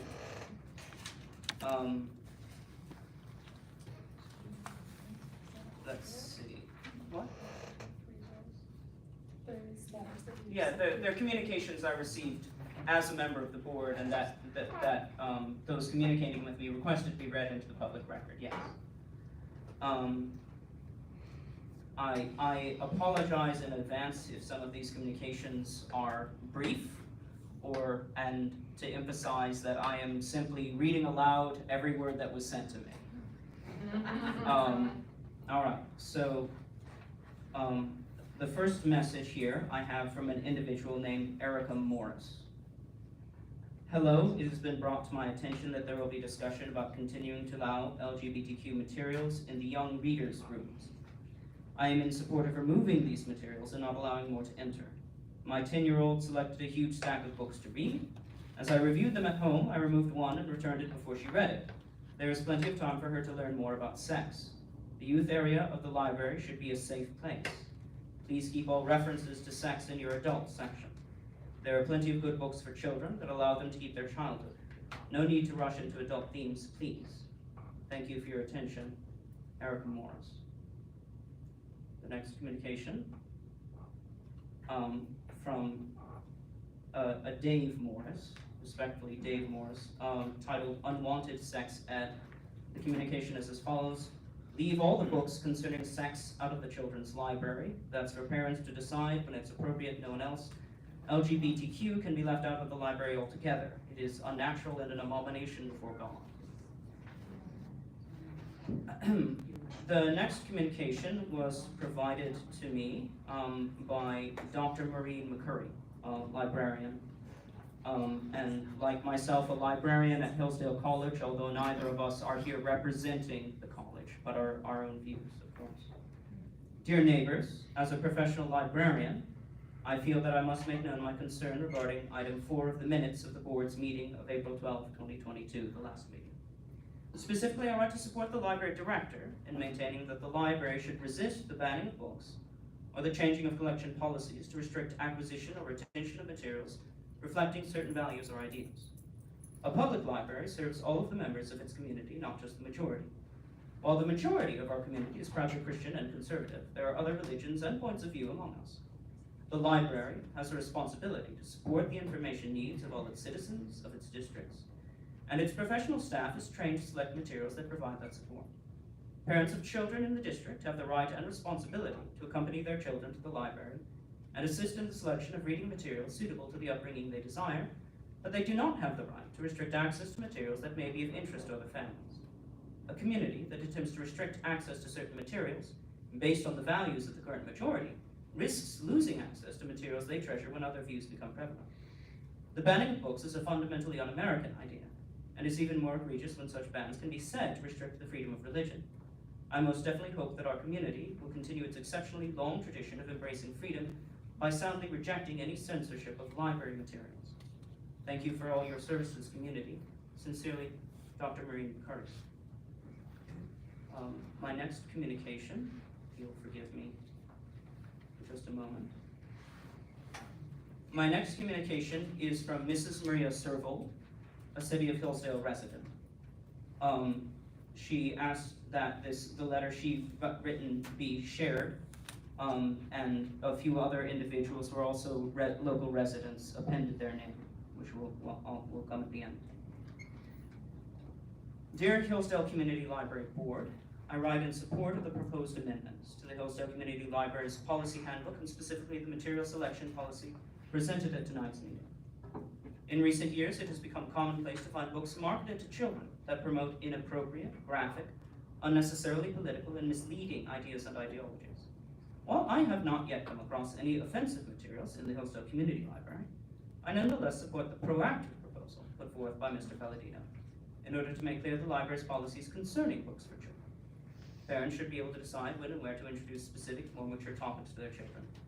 They should not have to fear their child coming across an inappropriate book in the children's room of the library. As a parent who frequents the Hillsdale Community Library with her 3 young daughters, I hope to be able to continue to trust the materials they come across while browsing the shelves. Careful selection of materials in the children's section of the library by no means will attack or harm particular groups of people, and I encourage the board to set a high standard when it comes to choosing materials for the library, particularly the children's section. Thank you for your commitment to providing a resource-rich, trustworthy place for the children of Hillsdale to grow and learn. Sincerely, Maria Servold, City of Hillsdale resident. To Mrs. Servold's letter, the following local residents have also asked to add their names: Mrs. Janet Whalen, Ben and Emily Bonner, Reverend Stephen B. Allen, Mr. Aaron Kilgore, and forgive me if I will have to provide how this name is written out, Prinislav Grishek. He goes by PG most of the time, but I never did learn how to pronounce his first name. I will provide how that name is spelled for the record. Thank you. Let's see, the next communication is from local residents, Jessica and Kelly Franklin. Dear Hillsdale Community Library Board, as members of the Hillsdale community and the parents of a young child, we support the proposed amendments to the Hillsdale Community Library's policy handbook, especially the material selection policy presented at tonight's meeting. As parents, we would like to and have the right to be the first to introduce delicate and adult topics to our daughter. We seek to do this with careful thought and sensitivity in an age-appropriate and compassionate manner. Were our daughter to stumble upon a book too mature for her, that would directly undermine this. If there's truly a need for any materials that would be prohibited into the public space by this policy amendment, those materials can easily be acquired by individuals and families through the Michigan Library. Thank you for considering the desires of the community you serve. Sincerely, Jessica and Kelly Franklin, City of Hillsdale residents. Let me see. I think I just have one other communication here, which was handed to me on paper. Dated May 20th, 2022. This communication is from Reverend and Mrs. Sean Will. To the Hillsdale Community Library Board. This letter is written in wholehearted support of the proposed amendments to and revisions of the Hillsdale Community Library's policy handbook. To begin, we applaud Mr. Palladino's amendments as they hit upon both the legal and moral responsibilities of public materials provided for children. His citation of Michigan's Penal Code is an excellent reminder of the gravity of this issue and the importance of the role of each community and its local members to come together to discuss and decide what materials we deem to be immoral and thus legally inappropriate for public display to children. The proposed revisions also warrant our esteemed support as they provide the necessary clarification and cleansing of the criteria by which materials are selected. While reviews and book lists are helpful, those currently cited in the handbook are largely distant and far removed from the moral and literary standards of this community. In conclusion, we would like to thank the board for its consideration of the proposal and for inviting the community it serves to be part of the discussion. That concludes all of the communications I received regarding this matter. Thank you. Is there anyone else? Thank you, George.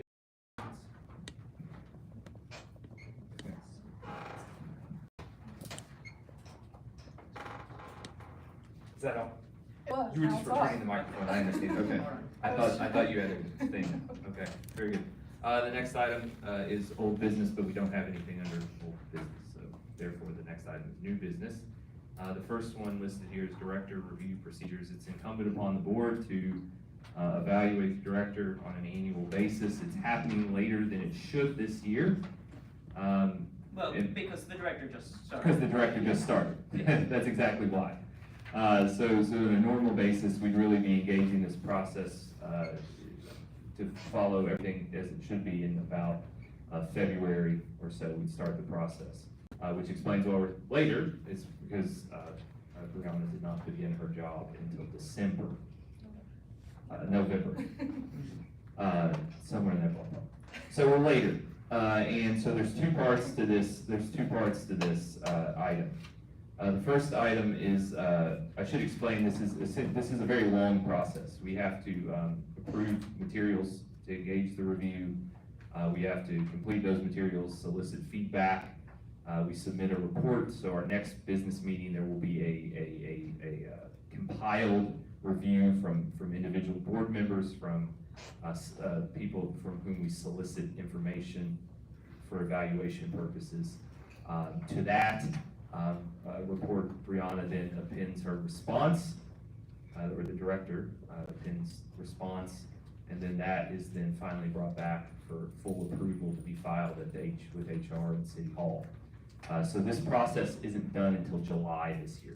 So I'm just explaining to you that it's long.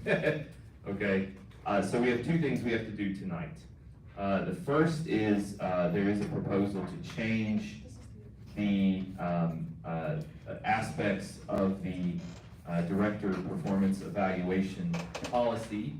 And then the second piece of this is we actually have to determine some of the, for example, like what particular form will we use,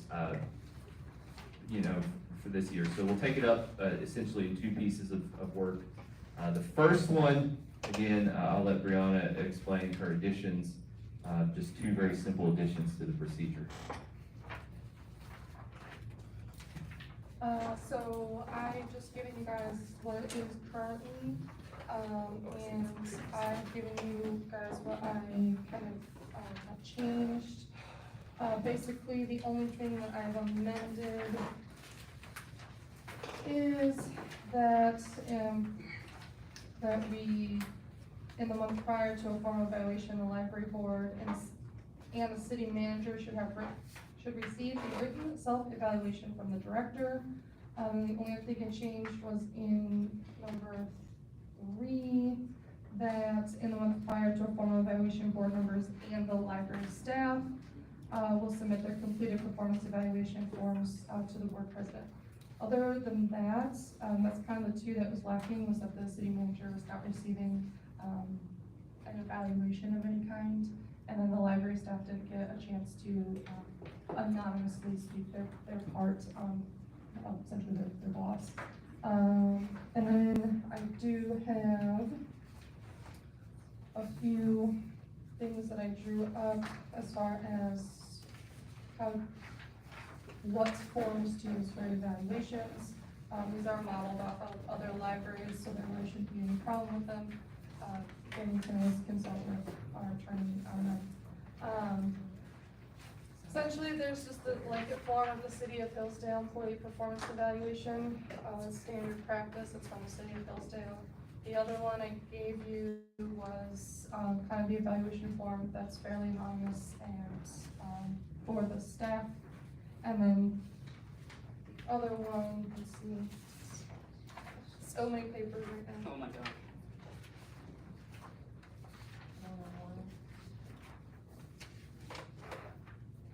The other one, okay, so there's the director's staff survey, a self-appraisal questionnaire, and then you guys had mentioned that you wanted to use the City of Hillsdale, so which is also completely fine with HR, if you guys just use what the City of Hillsdale has as standard practice. Do you guys have all these?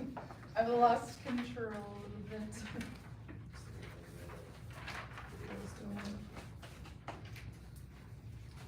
Have you distributed all the ones?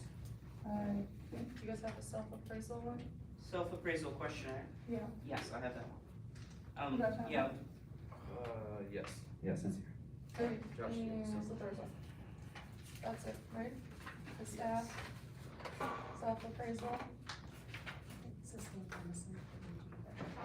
I think there was a second option to the City of Hillsdale. Yeah, I mean, that's what I'm missing. Ah, yes, I do. Thanks. I'm trying to be organized. So then I gave you another option if you didn't want to use the City of Hillsdale one. So those are all of the forms that I gave you, but other than that, it's pretty straightforward. So again, we have to take this in two pieces.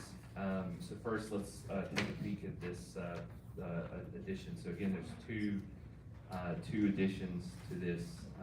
So the addition of the word "and the city manager should receive a written self-evaluation," and then in number 3, the addition of "and library staff." So in order to have discussion on this, we need a motion and a second. I should also mention that I sent the policy and the evaluation forms to HR, and she gave them a thumbs up. Okay. So currently we are comparing the previous evaluation policy and a drafted new version.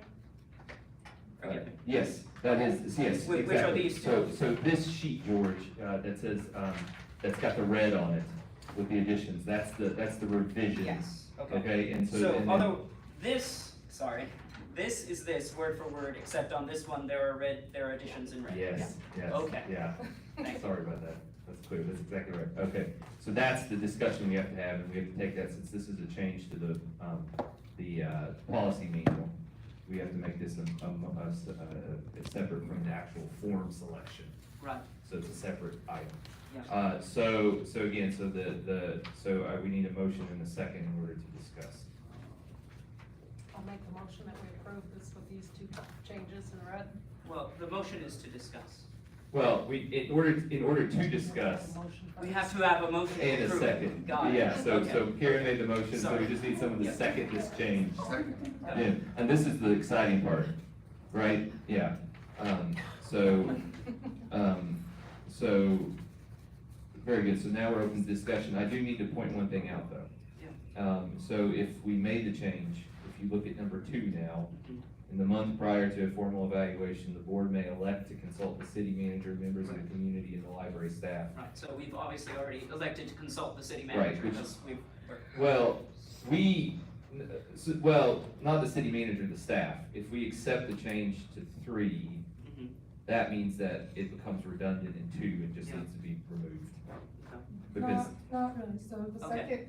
the second one, saying that you can consult with him, the third one is requiring the staff to physically give you an anonymous form. So at step 2, we can elect to go and have one-on-one conversations with staff and say, hey, how's Brianna doing, how you're doing, okay. kind of in a more informal way. And then number 3 is a more formal mechanism whereby we definitely receive these anonymous evaluation forms.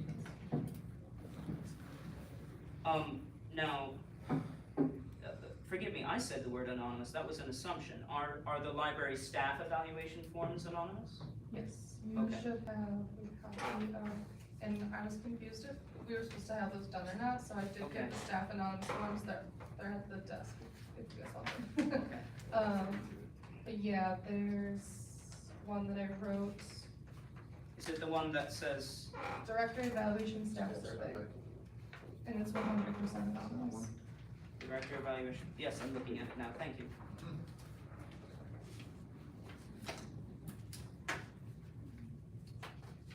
Okay, does anybody want to speak against the change?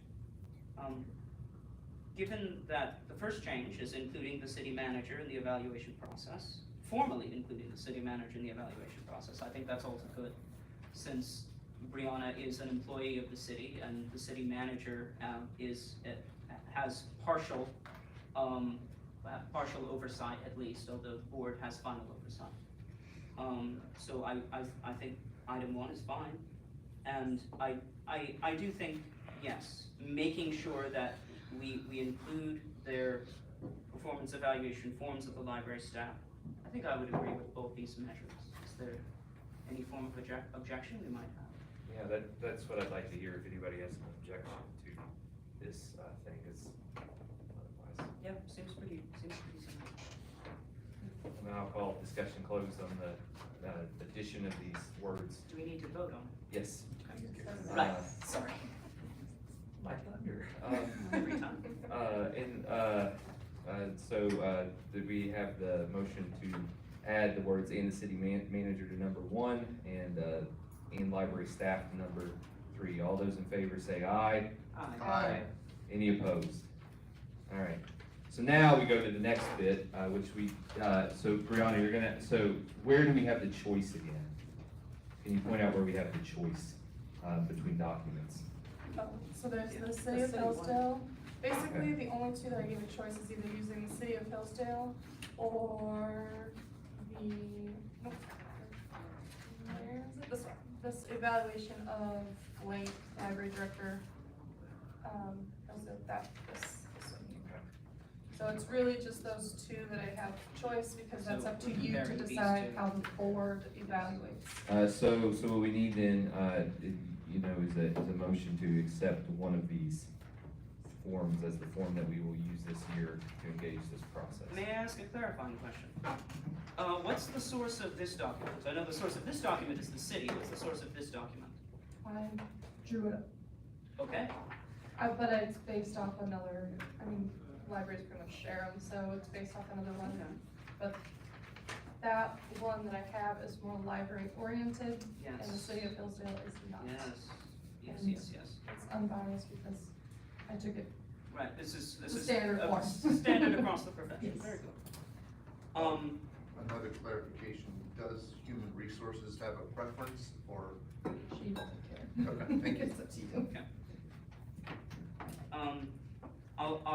I will move to accept I know what this is named. This is named the City of Hillsdale Employee Performance Evaluation. For our official records, what is the name of this document? The alternative evaluation. That's our name. The board's Board evaluation. board's evaluation of the director, yeah. Okay. I guess. I will move to accept the new evaluation form provided by the director, yes.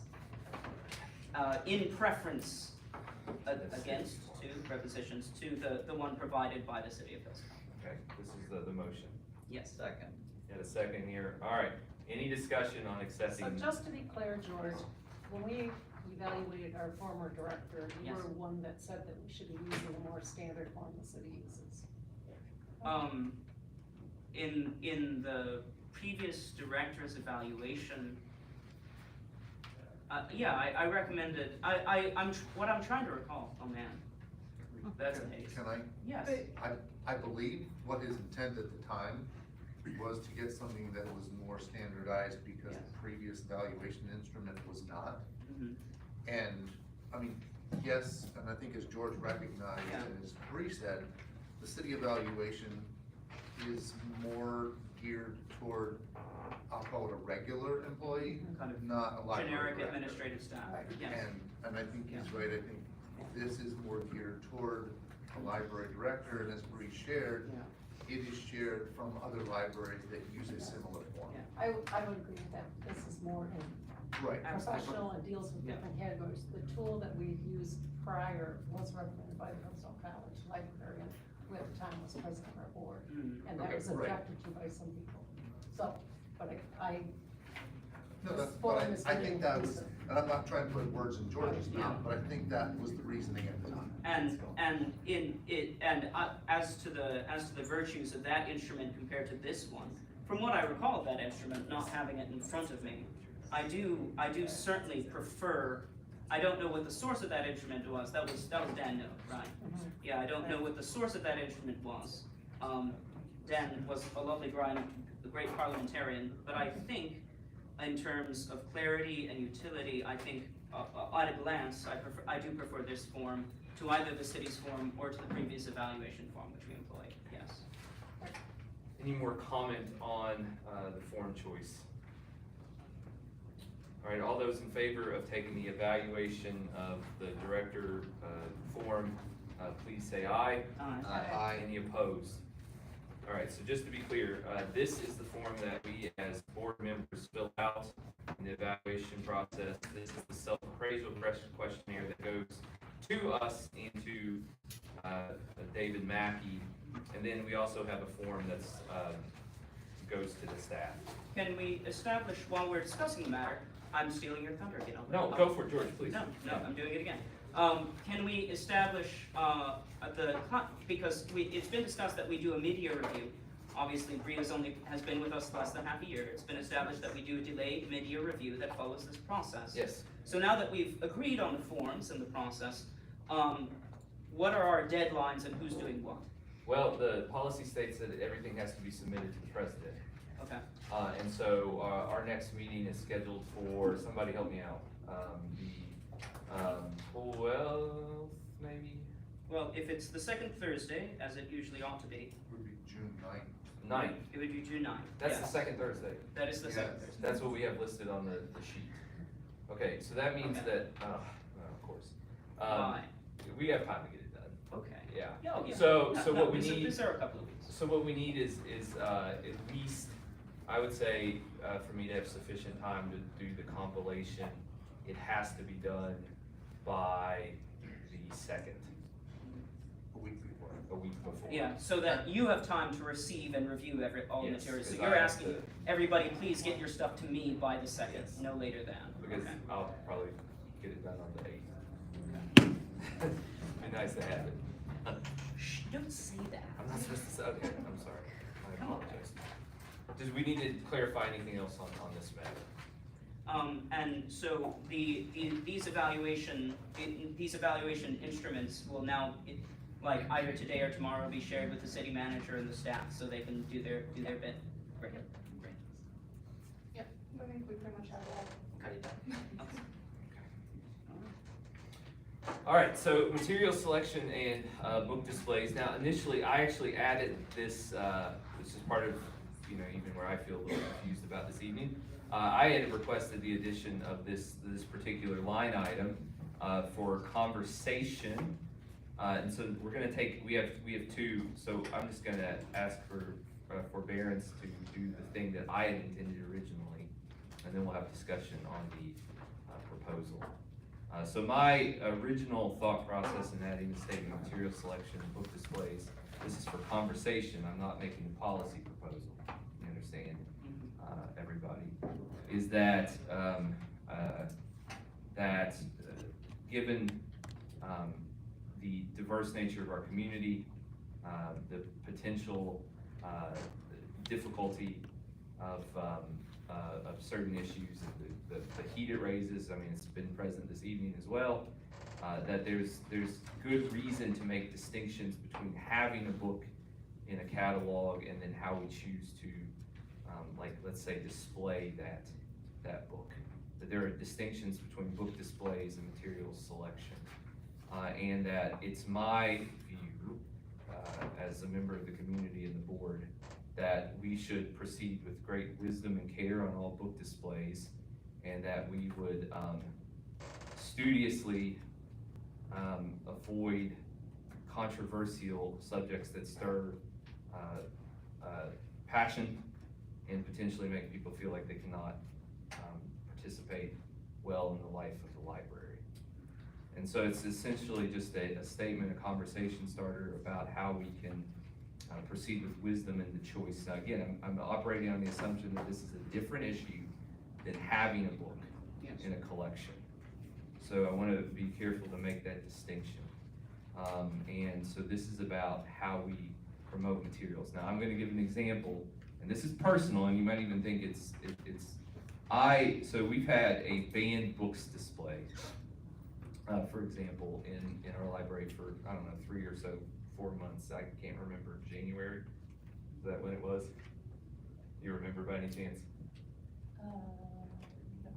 Okay, let's just say it was January. I don't think it's been that long. I think maybe March? Maybe, yeah. Okay, maybe it's not been that long. Okay. So we have a banned books display. You maybe have seen it. Maybe some of the books that are on this table were on the display. It was kind of the side of the library towards Manning Street. You know, and I saw that and I said, okay, I understand.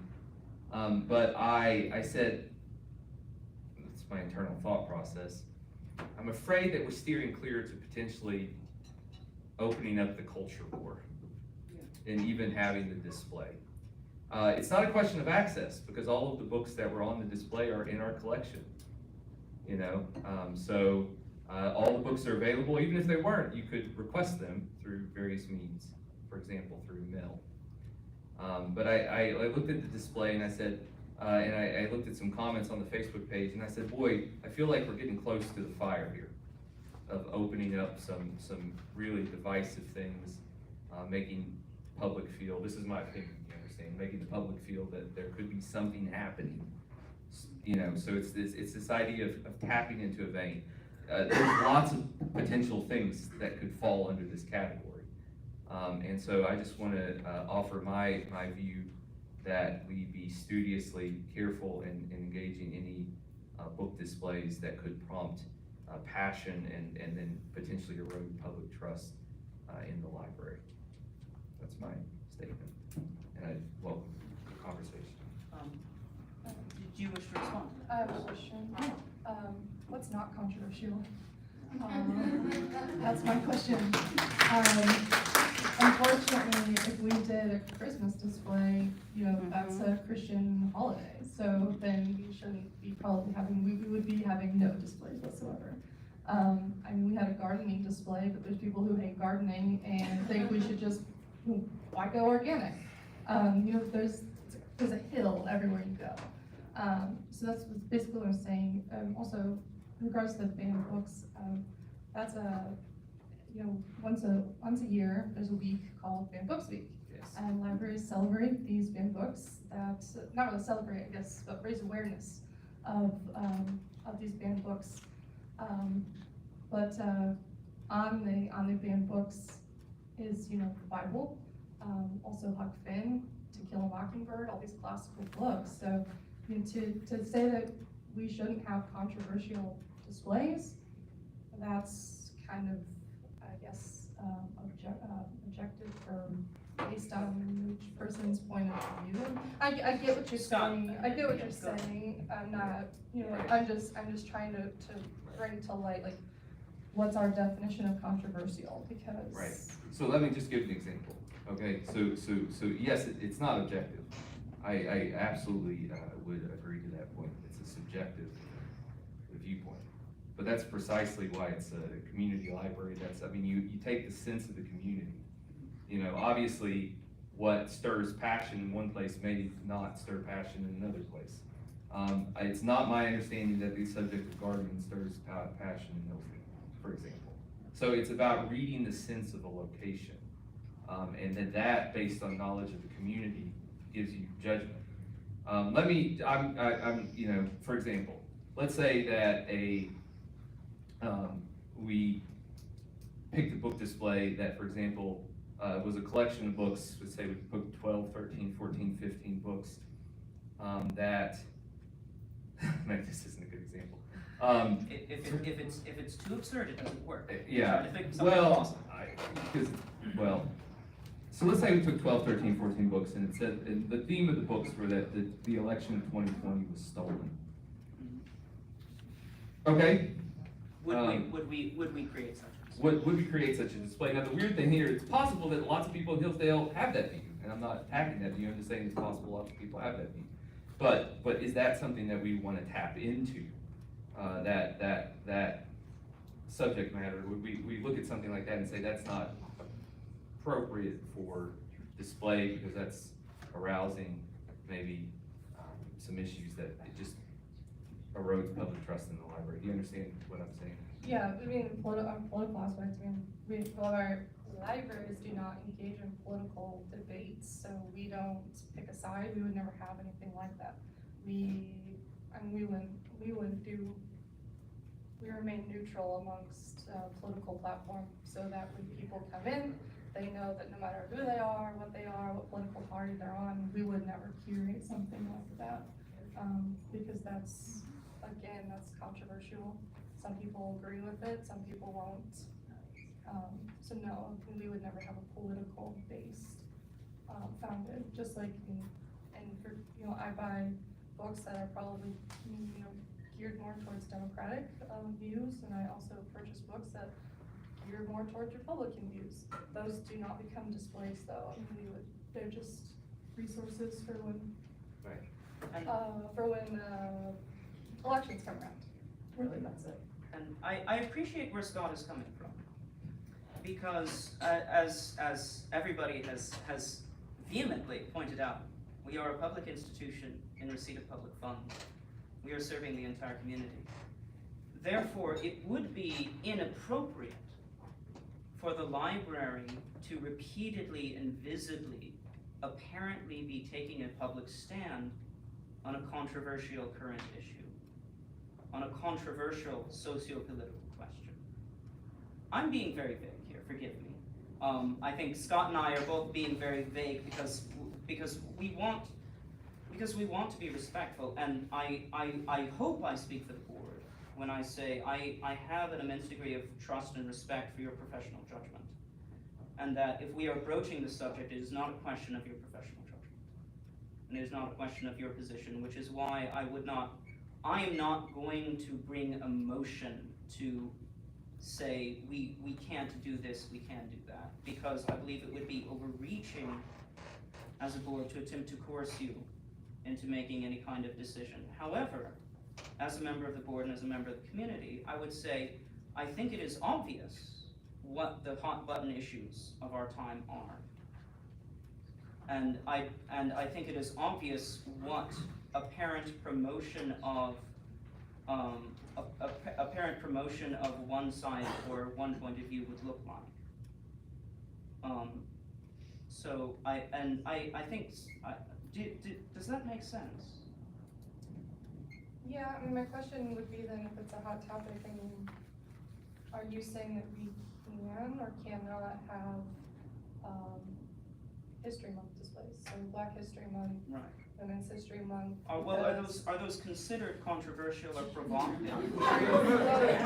Yes, yes, they are, because there's people who don't want to have Black History Month because where's White History Month? Well, that's every day of every year, right? Why Black history in America is dark and people don't want to talk about it. Unfortunately, slavery happened. But then Women's History Month, well, there's the controversy of where's Men's History Month? Well, men didn't walk down the road with bras burning them, fighting for their rights. Women have had to fight for their right to be here. Women have history. So yes, those would be deemed controversial. Again, there's not really a topic that you can have that wouldn't be somehow controversial. If you really dig into it and really dive deep, which people do. I mean, people have taken books that you're like, hold on, so what now? How is that controversial at all? My Sister's Keeper, it's a big one. Everyone loves it, but it's a controversial book. I mean, it's a very popular book. So, I mean, you can take anything and make it controversial. And that is where the state of America is right now, is looking for all kinds of controversy. You have one side that says yes, you have one side that says no, and they're gonna fight each other. So yeah, I mean, and so far, I guess then all of our displays have been controversial. Maybe not our Facebook. It's probably not the origami thing. I think that's I don't think. Well, I mean, that can be considered controversial because it's founded on the Asian Pacific History Month, which is this month. That's exactly where we have it displayed, is for Asian Pacific Islander History Month. And it's put on there that it's in celebration of Asian Pacific History Month.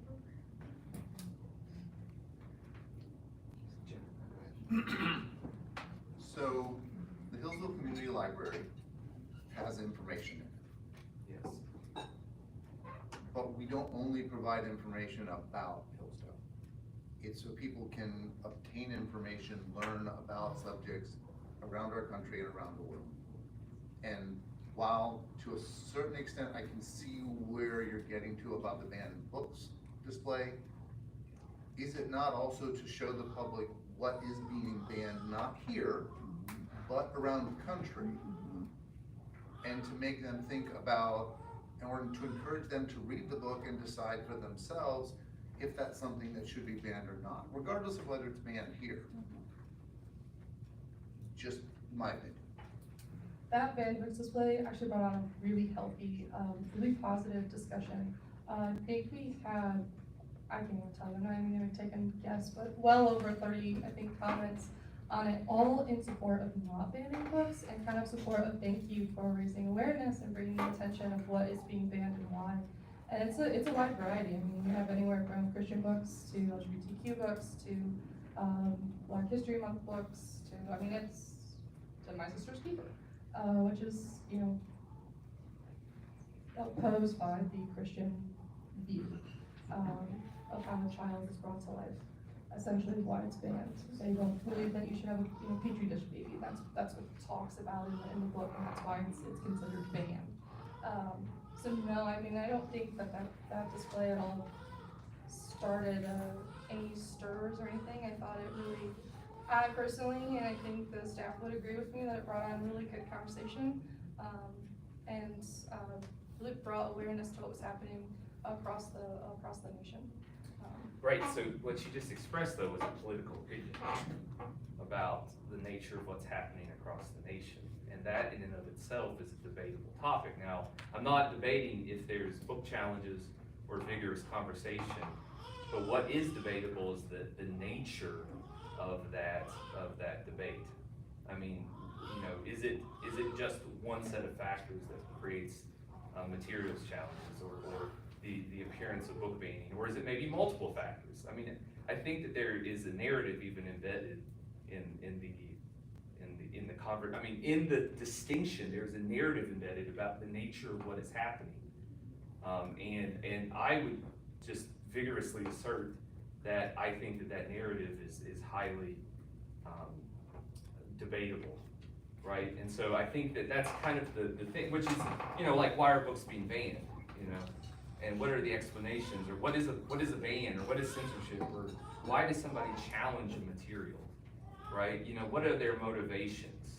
And I think it's complex, and I think that narrative, so that's why I call that a controversial display, because it raises questions of, well, you know, what's happening, and what is this thing that's happening all across the country? And I think that some of the professional material that has been published has not been particularly understanding or careful or thoughtful about the nature of these issues. And so that's why I call it a controversial display. Well, no, Scott, so the question is, like, let's get to the nuts and bolts. Are we as a board ever going to ask the director, we obviously we can buy this book, we can have it in the library, please let's not make this a public display, let's not make Facebook posts about it, let's just add it to the collection and let's stick to safer picks when it comes to what we put out and what we're engaging in promoting. Because I think one of the important points that has been made a couple of times is one of the lines of argument that people have made about selection is not promotion. Right. Selection is not promotion.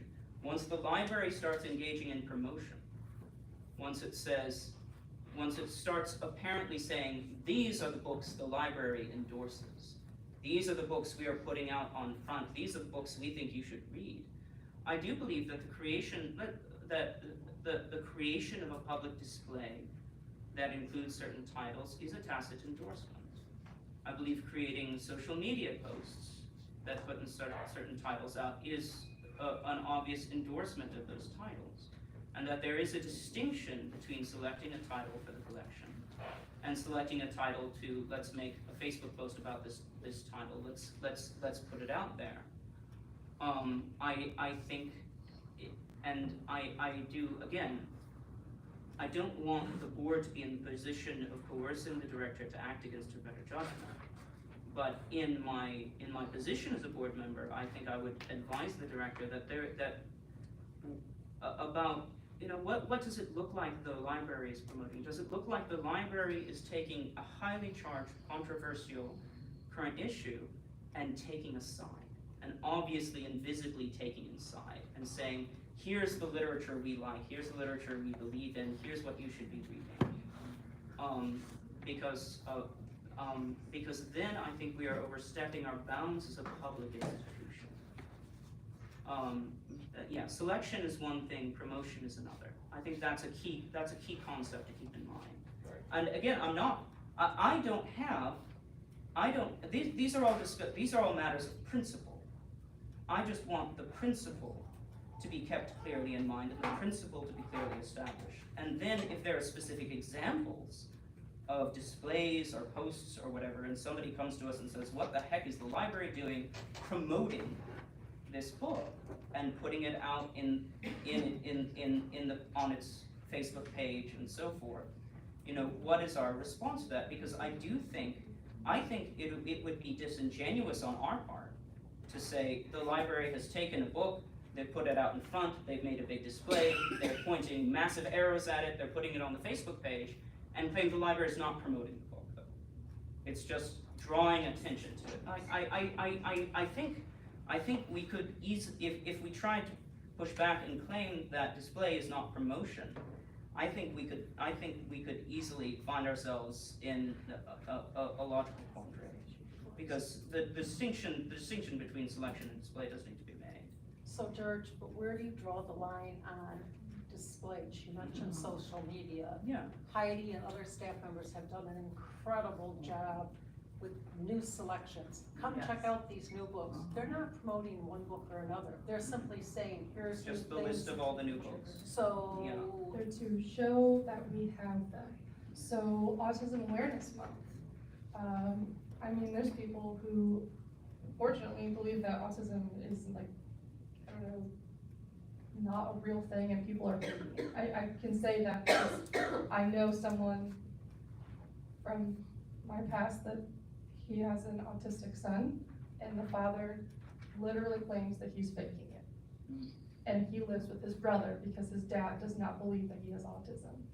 I mean, there's people out there that have that aspect. So, I mean, I bring up the autism awareness because our displays, we had an autism awareness display.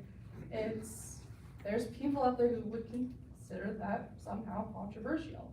It's not, we're not promoting them. We don't by any means say, you must come in here and check these out. There's no arrows, it's to raise awareness and to show that we have the resources that they might be needing.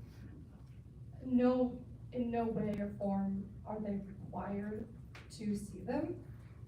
In no way or form are they required to check them out. That's promotion to me is putting it where you kind of, have to check them out. Like, we're not forcing anyone to do anything putting them on Facebook, our displays are just really highlighting our staff's work and commending their work, because our staff does, and great displays. Our cataloging librarian, he does amazing displays. It's his pride and joy, and it is what he is meant to do. He does great work with our displays.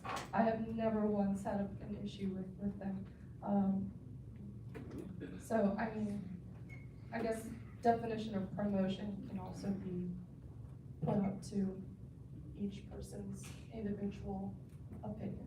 And I tossed out a theoretical, what do we do if somebody comes to us and has an objection to X, Y, or Z? And the answer is I should tell them, well, if you've got a problem, you should, you know, I'm a board member, you can talk to me, but you also, we have public meetings every month. Come to public meetings, stand up, have your say.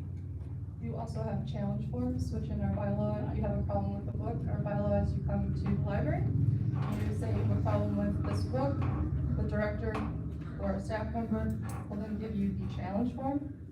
That challenge form will then be reviewed by myself and 2 other staff members, and then we'll give them written decision on what we made based on our material selection policy. And then if they object to what we've decided, then they can take it before the board. But really, the board shouldn't be discussing if they have a challenge outside of following our bylaws. They need to be directed to getting the challenge form. Just to make that clear, that's the bylaw that was put in place. If somebody comes to me and privately complains about a title, I shouldn't, if they don't follow the correct process, I can tell them, all right, there's a process. But if they don't follow the process, I shouldn't bring that to a meeting, because we have an avenue for this. Yeah. Again, I would appeal though to this idea of the subjective sense of the community. There is a thing that we can be students of, and I think that this conversation is a healthy conversation precisely because it gives us an opportunity to understand the subjective sense of the community, right? We don't want the library to be a place where people are constantly feel, I don't think it's wise for it to be a place where people constantly feel assaulted somehow.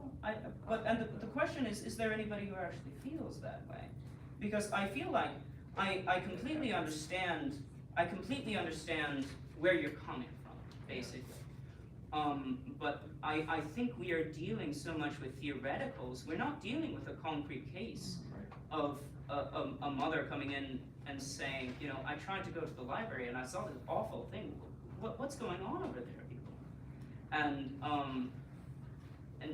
then if we have a concrete case, somebody went through the materials challenge form, somebody showed up at a meeting and said, why did you create this display that promotes the legalization of abortion, or whatever?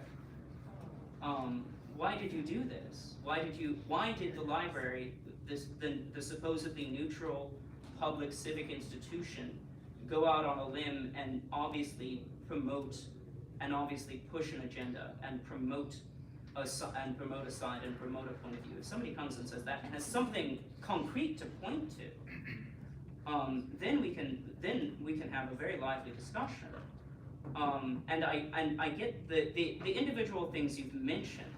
I can see where someone would come in and look at that and say, why is this being promoted? But again, then those people need to come here.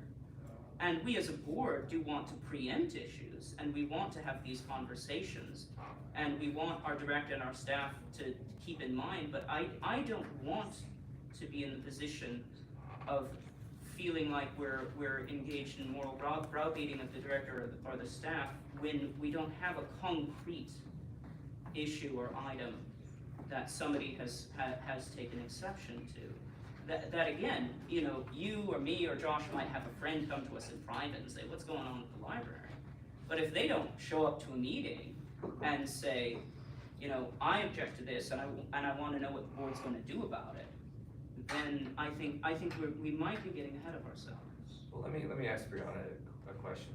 In your professional judgment, in what scenario would you, let's say on the basis of comment from public or something like that, would you look back? I mean, if you could tick off criteria in your head and you say, okay, I made a misstep with this one, Yeah. what would be your criteria for looking at the decision and saying, I made a misstep with this thing, this display, this post or something what kind of feedback would you receive that would trigger that response on your part? I guess my education gave me the ability to distinguish what a good book display is. I don't think that any of our displays or our Facebook posts have been a misstep. We have never received a complaint. If anything, every display that we have done has received, well done, great work, keep up the good work, and we've not received anything. I think between myself and the staff, we do a great job of discussing what book displays we want to do, and thinking this through. I mean, no, I don't really think that we've ever misstepped. Everything that we do is well thought out and tactfully done. I'd say, well, look, again, let's toss out a theoretical. Library makes a post and there is universal outrage. You know, the next board meeting is flooded by angry people saying, why was this put out there? Then maybe we take a step back. But the immense degree of trust we place in the director as a professional is supposed to be our default stance. And it would require, I think, an immense degree of energy and input from the community for us to go so far as to attempt to second guess the director's professional judgment in these matters. Again, I know where you are coming from. I understand the hesitancy here, and the question of is the library as a civic institution engaged in a kind of social programming or social that is very visibly taking one side in some social or political issue and is pushing against another side. But then we need a concrete example if we're going to have a real discussion. We need a concrete example that some community member comes to us with, and then we can discuss that example. Okay. Okay, that's fine. I do think it's possible to make, missteps, and I think that's, I mean, I hope that there is I hope you do have a criteria though that lets you, come back and say, I've made a misstep. Because again, the display up front that promotes the narrative that the 2020 election was stolen, or the display up front that entirely or one-sidedly promotes either the legalization or the banning of abortion, or the legalization or the banning of marijuana. Those are obviously like, wow, it looks like the library has a side here. And they are taking that side and pushing that side. Like, those are extreme and extraordinary examples, but that's... sticker on the laptop? Yeah. We would, I mean, those are political, that's when I said we remain neutral. We would never have displays on that, that's a political foundation. So. And some people would argue almost everything, I mean, everything is. Well, and that's the whole whole problem, is then we don't have displays because everything's controversial, so that it's comes back always to my question. That comes back to my question, what are we defining as controversial? Yes. I'm sorry, but yeah. it's, you're trying to say that you're letting me do what I can do, but every scenario that you're picking up is directly saying that, no, I can't do it. So we would not be able to have displays. I mean, our Facebook's display with just faces on them can somehow be controversial to someone. There might be a book that's LGBTQ on that because it's a Facebook. It's that it might be a black person, and there are people who do not like black people, and that's a whole different topic. But that can be considered controversial. So there's nothing that we would be able to do that would not somehow turn back to being controversial. So the two options really come down to, do we do displays or do we not? Or do you just trust my education, my knowledge, the staff's knowledge of the community?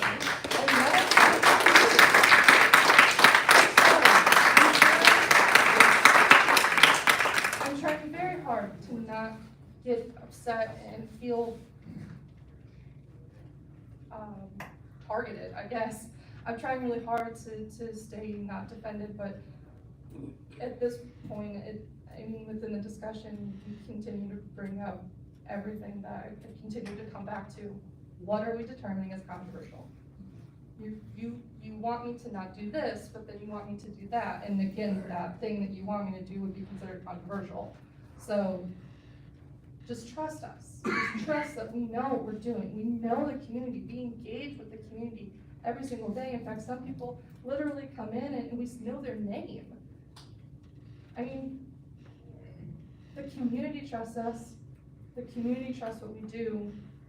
I don't see why you guys can't trust what we're doing as well. And I know you guys are gonna argue that we do trust you, but in conversation, that's not exactly what it feels. And I don't wanna speak for the staff, but I can tell you that I'm pretty sure they're feeling pretty untrusted by this discussion as well.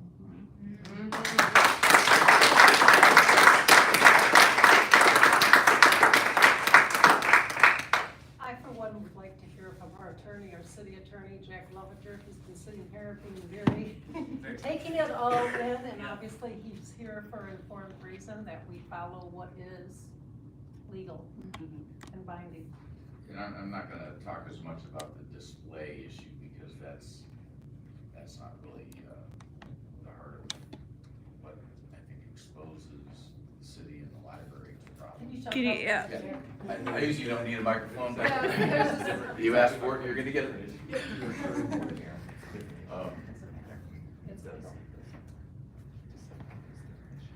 Well, the display issue may or may not be a different issue, but primarily why I'm here tonight, and there's a couple things I think that the board may want to keep in mind going forward in terms of its agenda development. And so we don't end up in a situation where half the people in the room believe that a certain item is going to be acted upon when it is not. And certain people are likely disappointed that it's not going to be acted upon.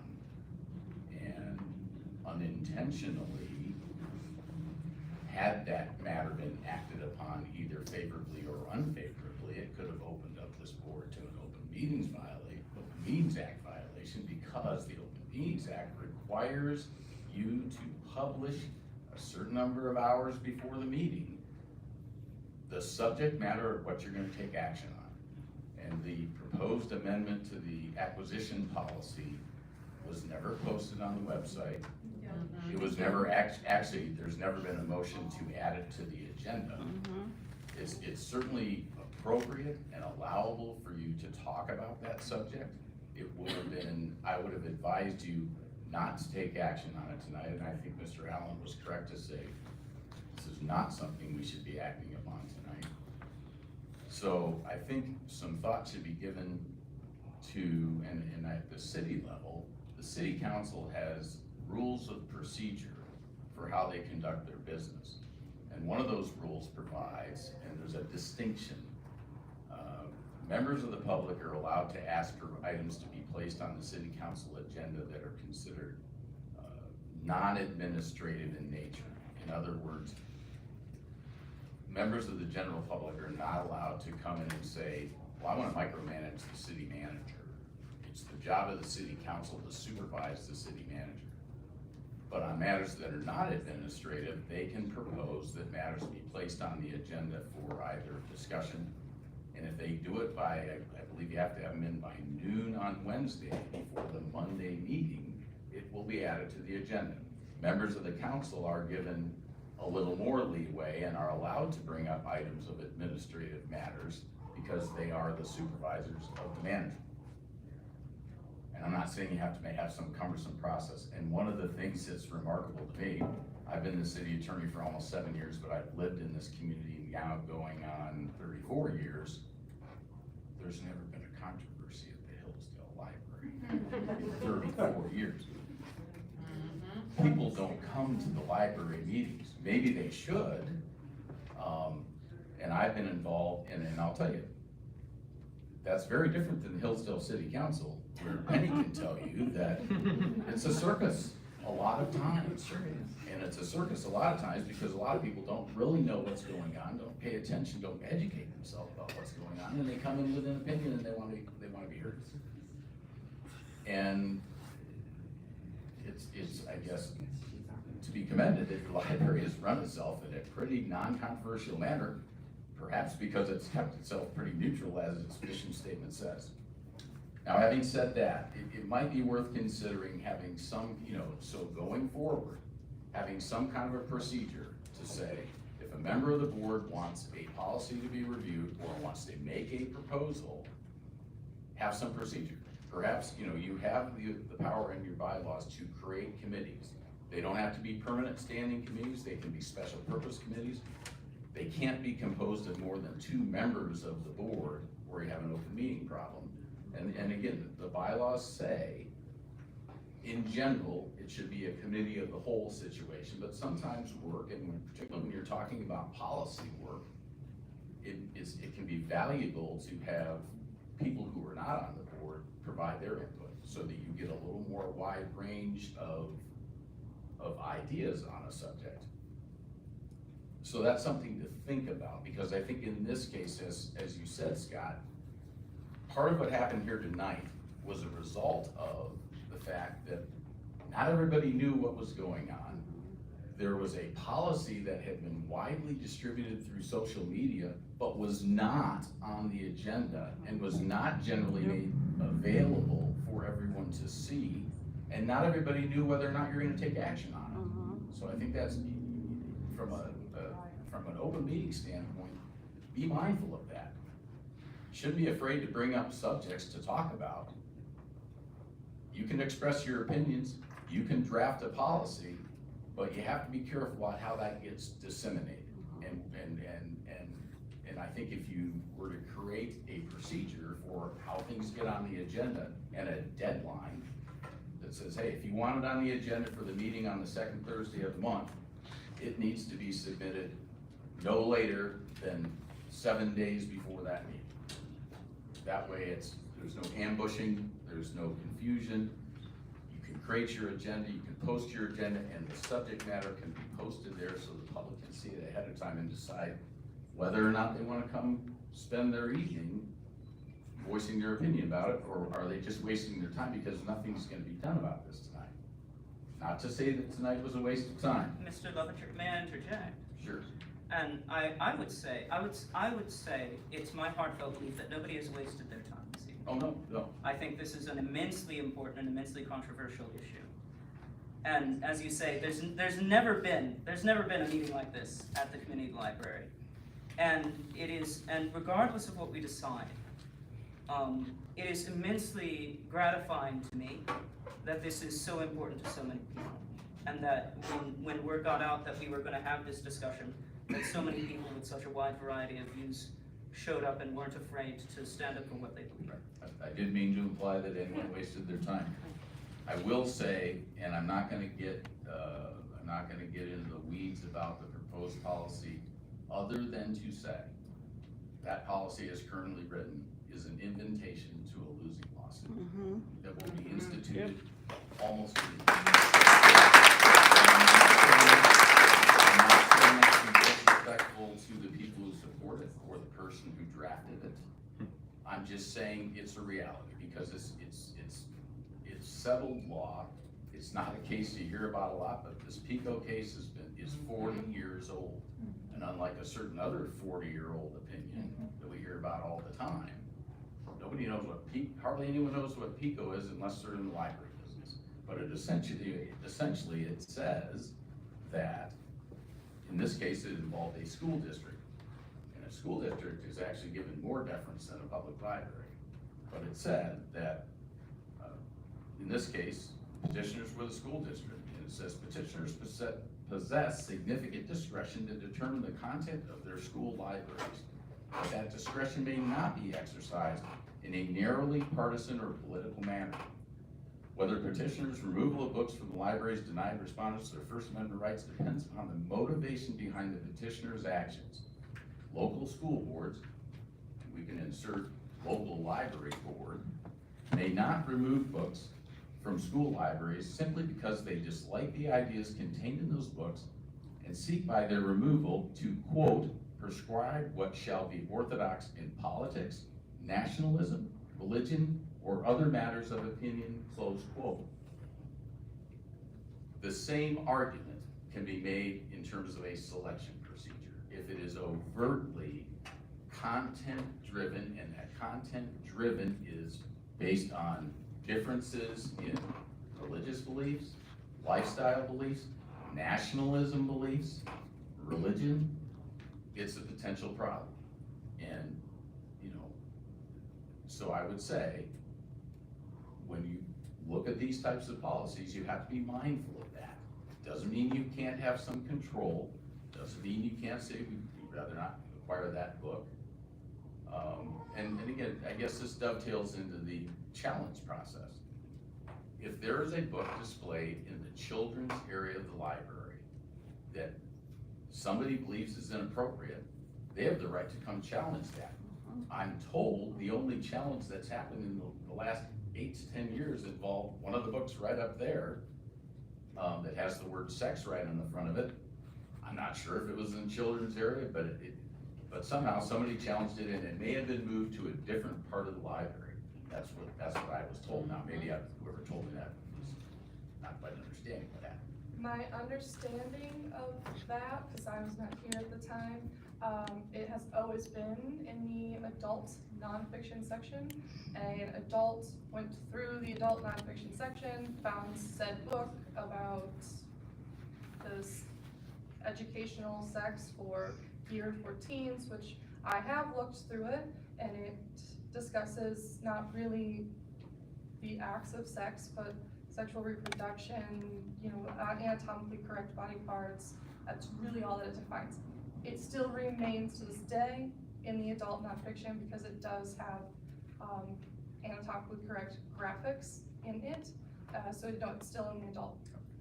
So it's never in the, but again, if somebody saw something in the children's area that they felt was not appropriate to be in the children's area, they can do it. They can start the challenge process. And I think that process is there for a reason. And so we just be mindful if you're getting into content-based scrutiny, you have a procedure in place already. It's not heavily used. And the outrage that I hear in this room from one side of the perspective makes it sound like the children's area of our library is just a disaster. However, there haven't been any challenges. So, you know, I'm not saying be very careful when you start to get into content-based review, because you're just opening yourselves up potentially in the city to, you know, to litigation exposure. And at the end of the day, I'm a risk manager for the city. And you have to deal with it. Maybe not. Yeah. What would happen is that the city's insurance company's attorneys would deal with it, and then the city's insurance premiums would go up, you know, eventually. So, again, I'm not trying to be disrespectful, but it is a fact that this is out there, and so I think there's some lessons to be learned about how you put how your agenda gets presented and organized, and timeliness of it. And, you know, I'm not saying you shouldn't discuss addressing this policy, but when you start looking at acquisition policies or weeding policies, be mindful that the law is pretty settled in the area. And contrary to what somebody said here, that the First Amendment only applies to things that Congress do. Well, they apparently haven't read too many cases, because pretty early on, it was not long after that, the Supreme Court said Congress is defined as federal government, state government, and local government. Yep. Any government entity. This is a public government board that is fully subject to First Amendment scrutiny. And you guys know that. So I've talked enough. Thanks. Thank you.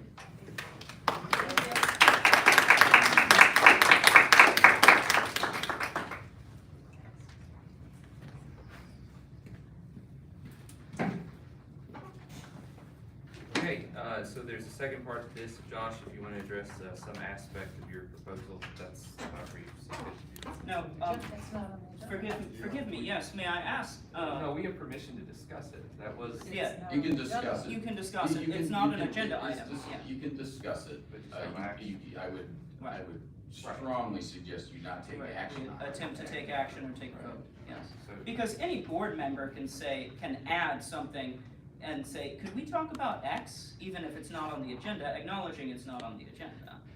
Can I just make a point of clarification? Yes. Because we did talk about material selection at the last meeting. Right.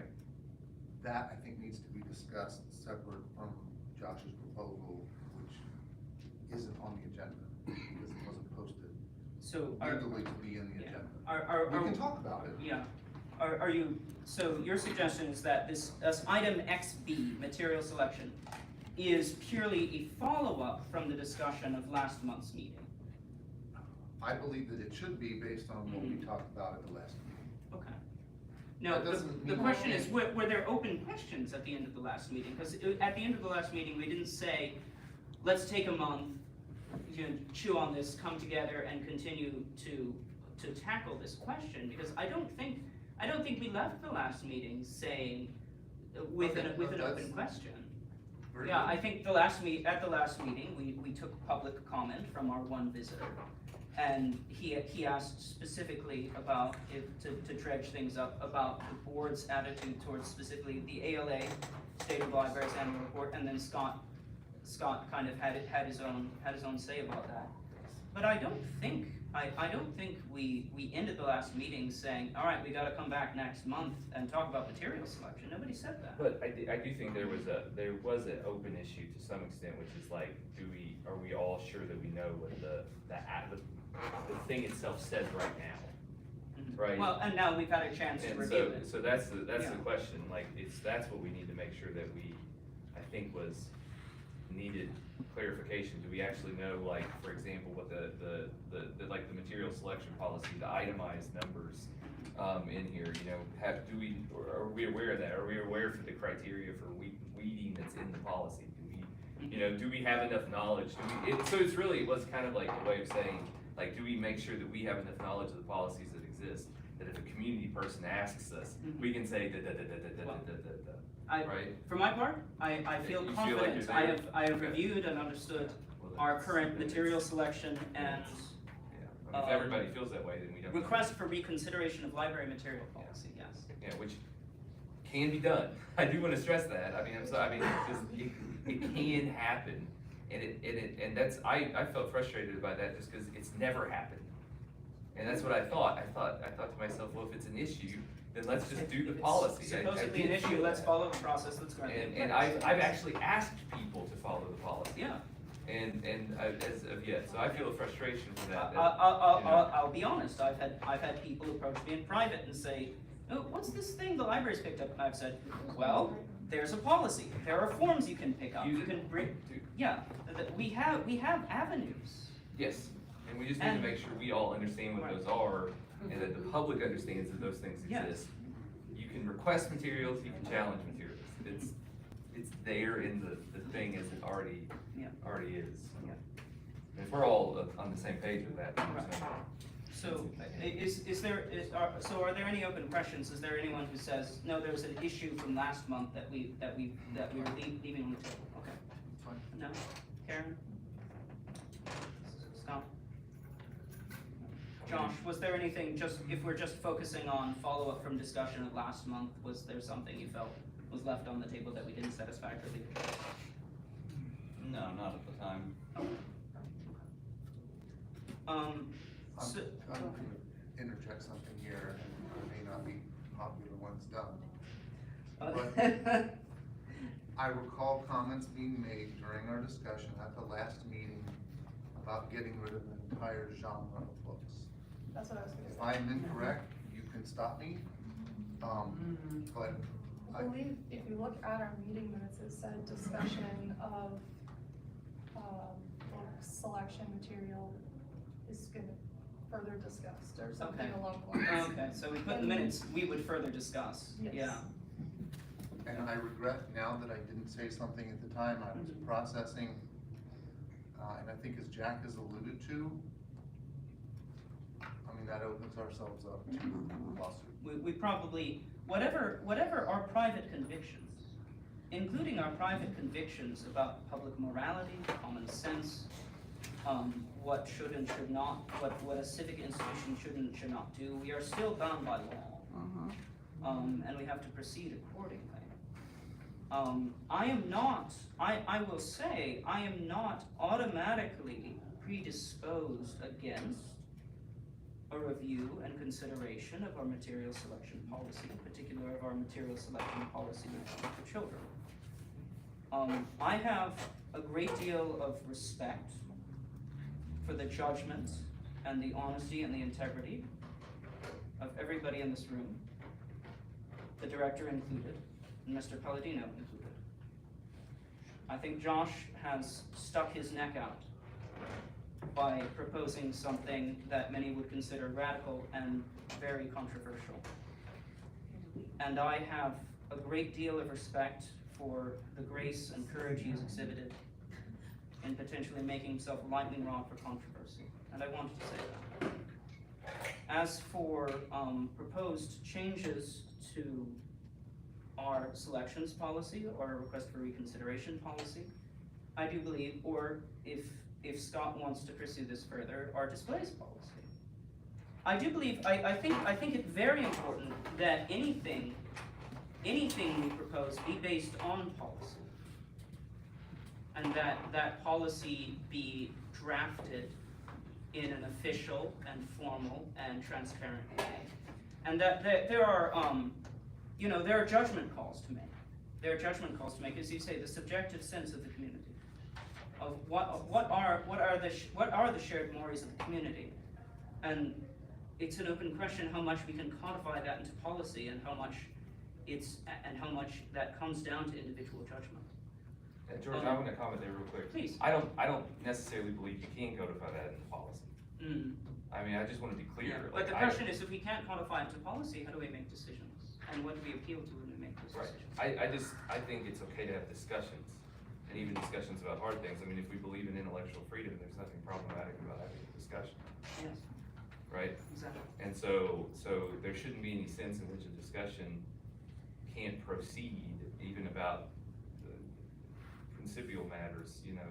I mean, like, you can discuss those things, and it's okay to do so, and you shouldn't feel like it's inappropriate to engage an issue, even of a challenge or complexity or whatever. I mean, it's, you know, so I just think it's okay to have discussions. I wasn't making at my own point here, I wasn't making a policy proposal.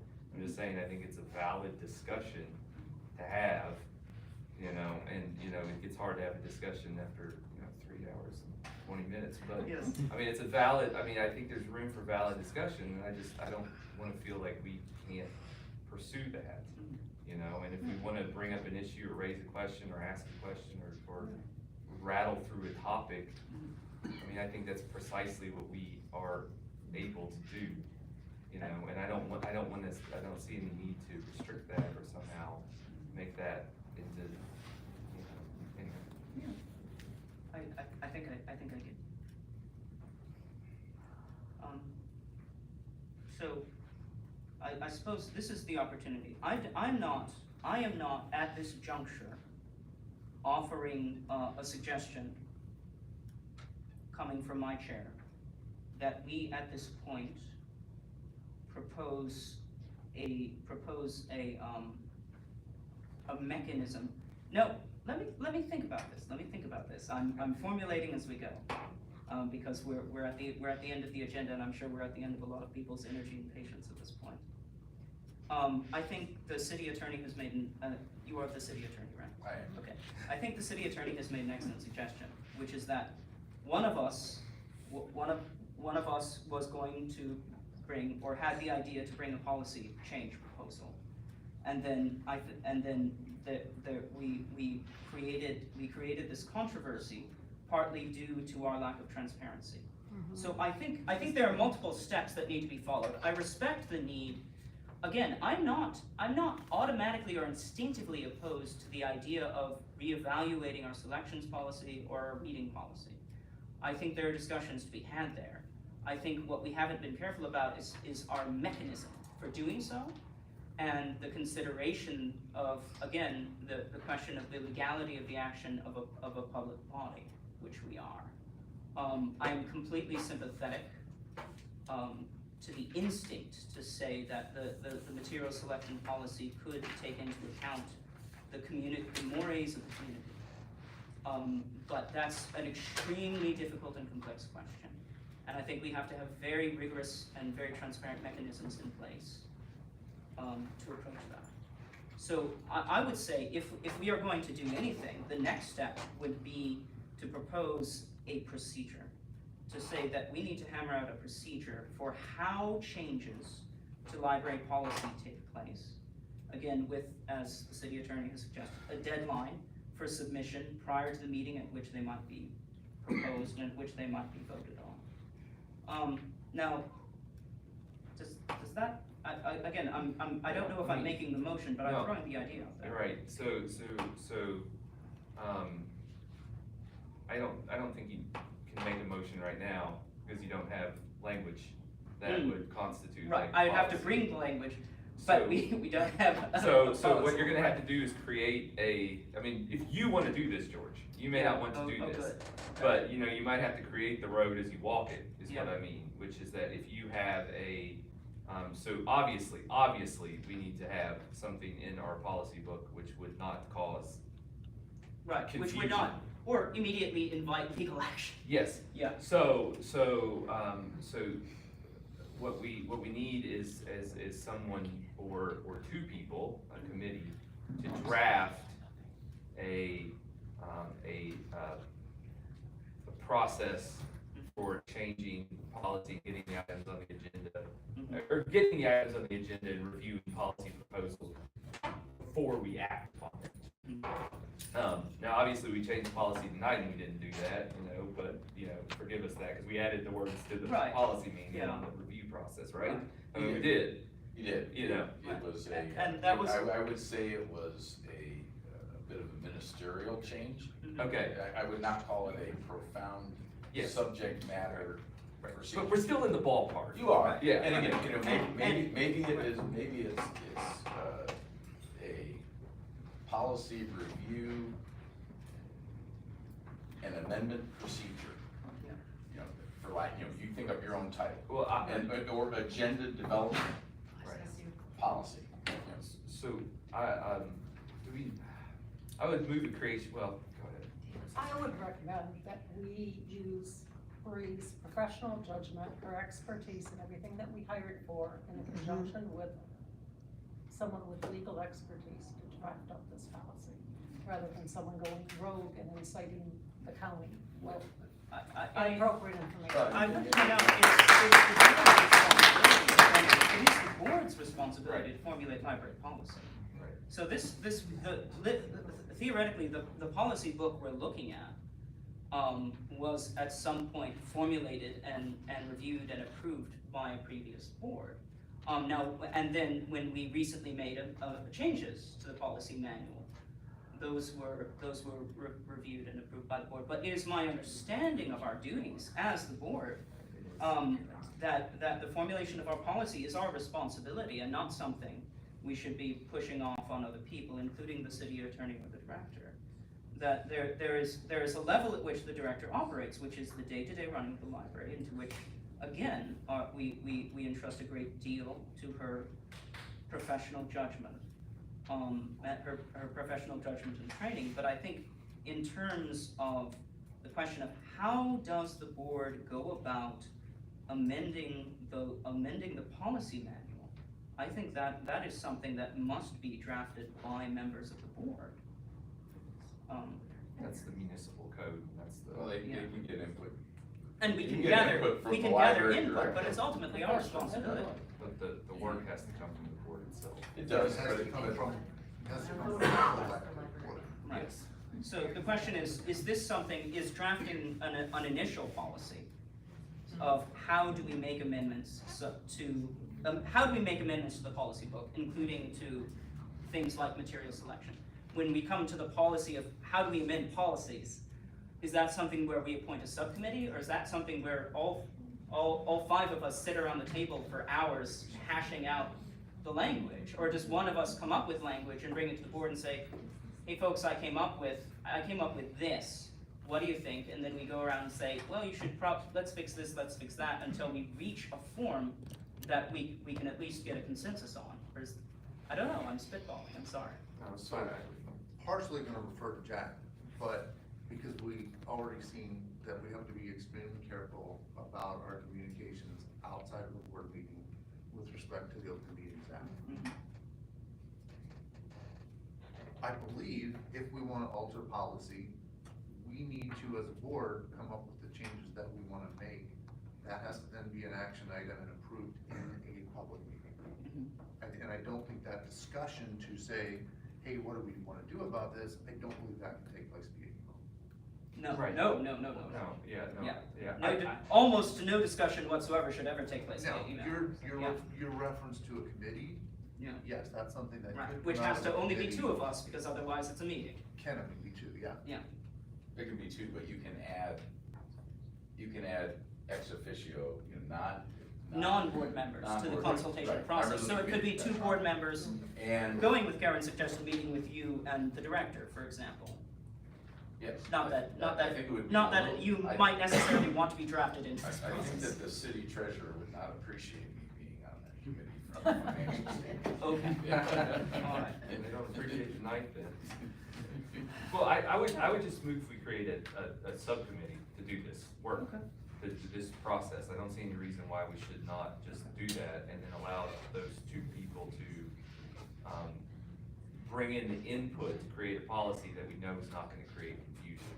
And like, you could build, for example, we could build legal review into that. We could build legal review into that process when we write it, right? I mean, we could do that, and then we know before it ever comes to a place of action that it's already gone through that process. That's how it's done at the city level. Right, so we should just have. So are you making that? I am moving that we have a subcommittee to review. Our procedure for amending the policy manual? Yes, Okay. yes. I will second that. I think I beat you got by it. a second, yeah. Any more discussion on the point of having that Of committee? having a subcommittee.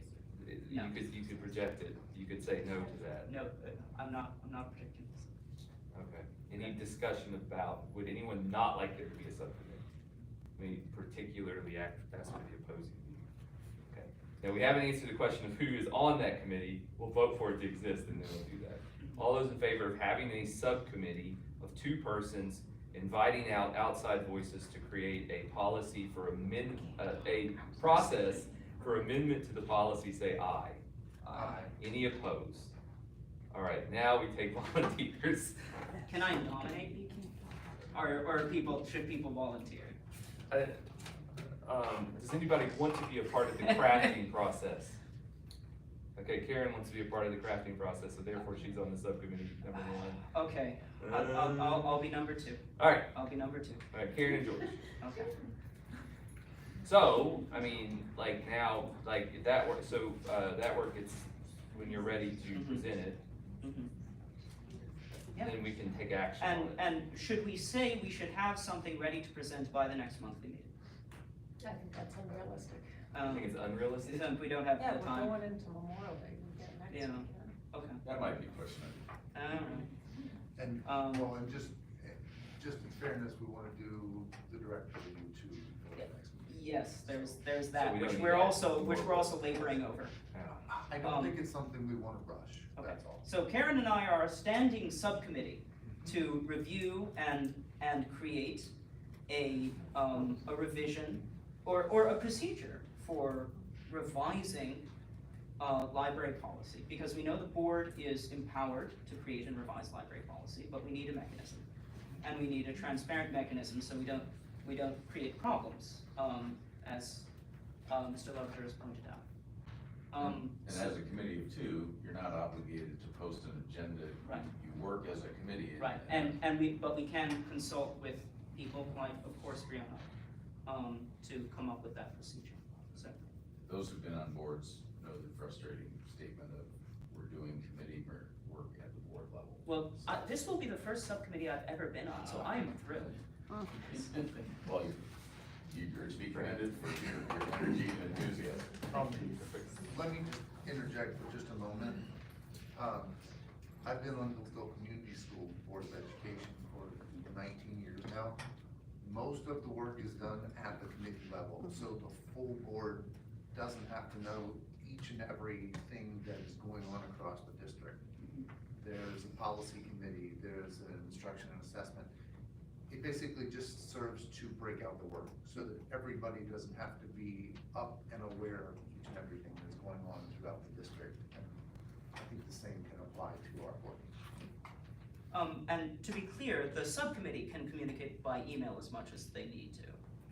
Yes, but they should not do an update to the rest of the board in a mass. In the email. As a general rule, it's best, although cumbersome, to communicate one-on-one with each other. And sending out an email that says perhaps I'm inclined to move item 4 to item 2 tonight because we're anticipating a lot of comments about item 4. From the board chairman sending that out to the board, that is not a problem. Okay. The problem is the click, reply all, and then we start talking. And it becomes a discussion. Yeah, Yes. yeah, and then so reply all is a terrible thing for municipal boards to,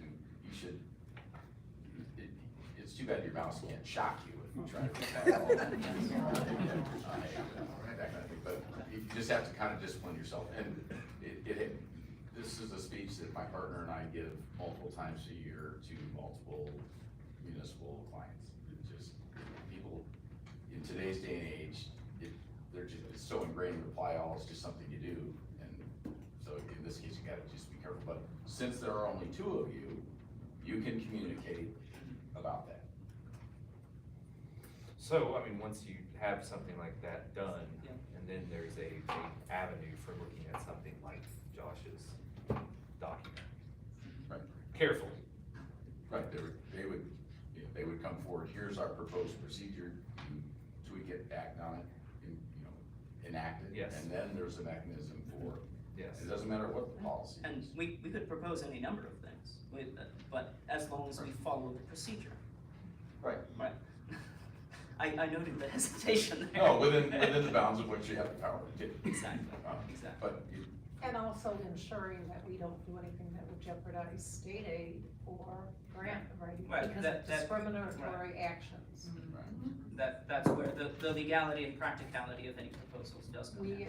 We are funded by taxpayers, and we're glad taxpayers are here, and then we want to represent everyone, but we also, as you can tell from Bree's report tonight, how many grants we were able to get, and that was because of the library that we are maintaining and hope to build on. And we certainly don't want to limit those opportunities. Okay, does anything need to be else said at this point? Josh, did you want to follow up at all? It's been a long.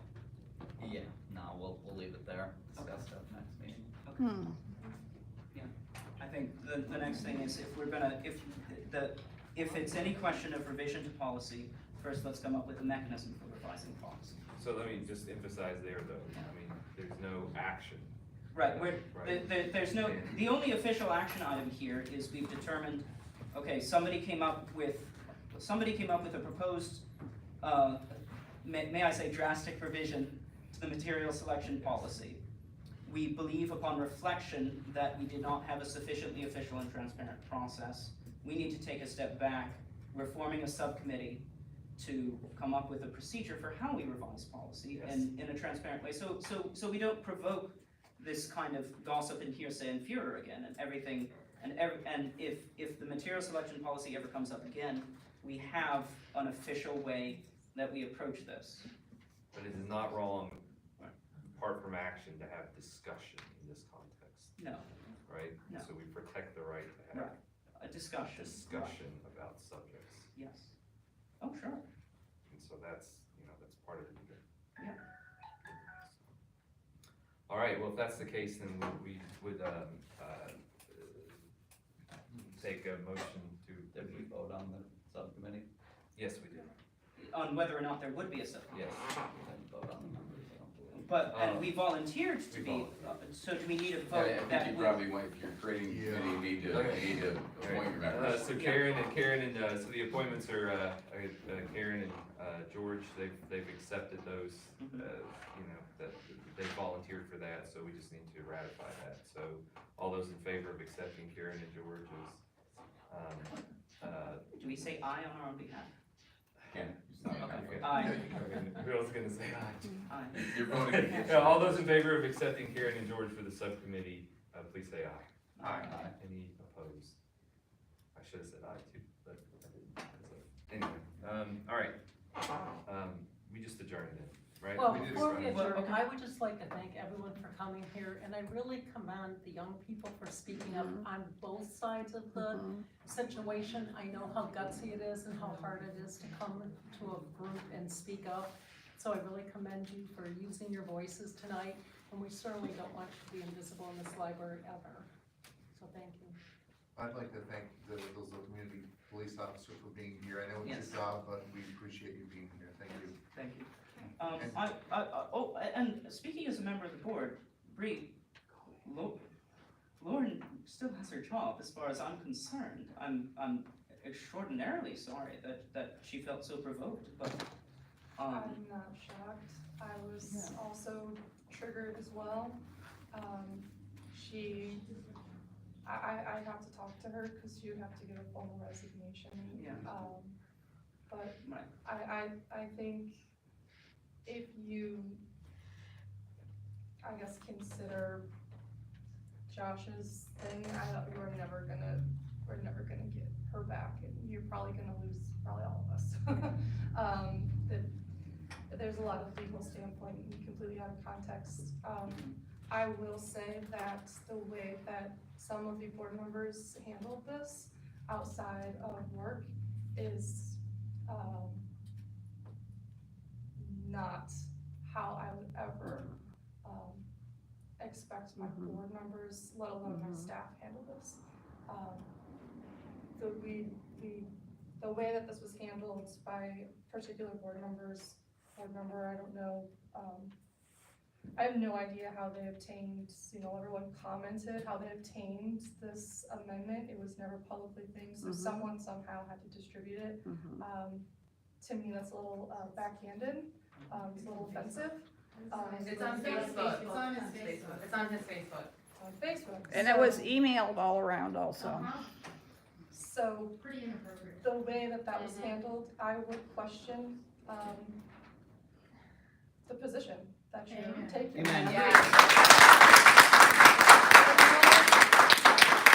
I can say it this way, if my staff ever handled something the way that some people, many people, I don't know, handled this, it would be a question of their job.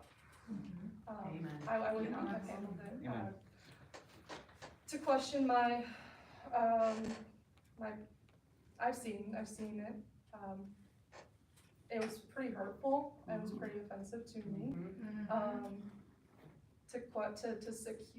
don't know, and they really accuse me, but to, falsely say that it was just me who's been doing this, is not factual. So it's falsely spreading, what I'm doing. And my work here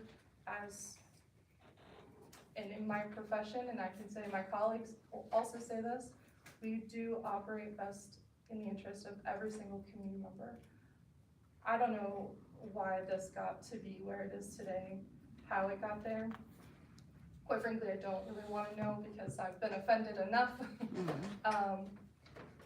I would question some people's, if this is really if you did not sign up to be neutral, to be representing everything and everyone in this community on this board, I would take a hard look on whether or not that you should continue being on this board.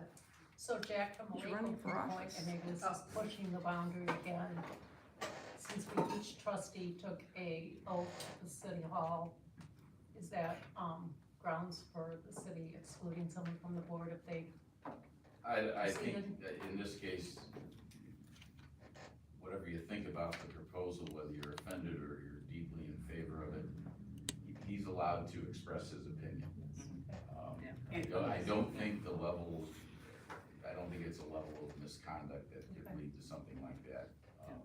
I just wanted to clarify that, if And anyone again, was thinking that. I would hope that Everyone if this procedure is implemented Right. and followed, Then if the perhaps that kind of thing won't happen again. Yeah. And there won't be a need to rally the troops, so to speak, by going to social media, because facts are gonna be the facts, it's gonna be on the agenda, and you can educate yourself. You don't need to be educated by something else.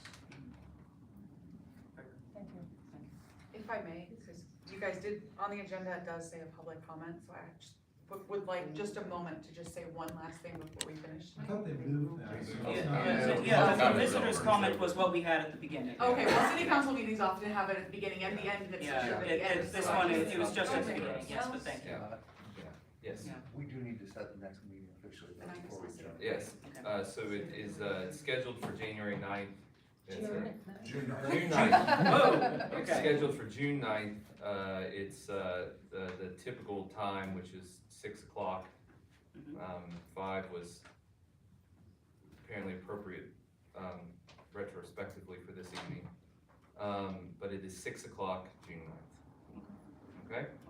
Okay. All right, and then, we are adjourned. Thank you. We never. We never. Okay.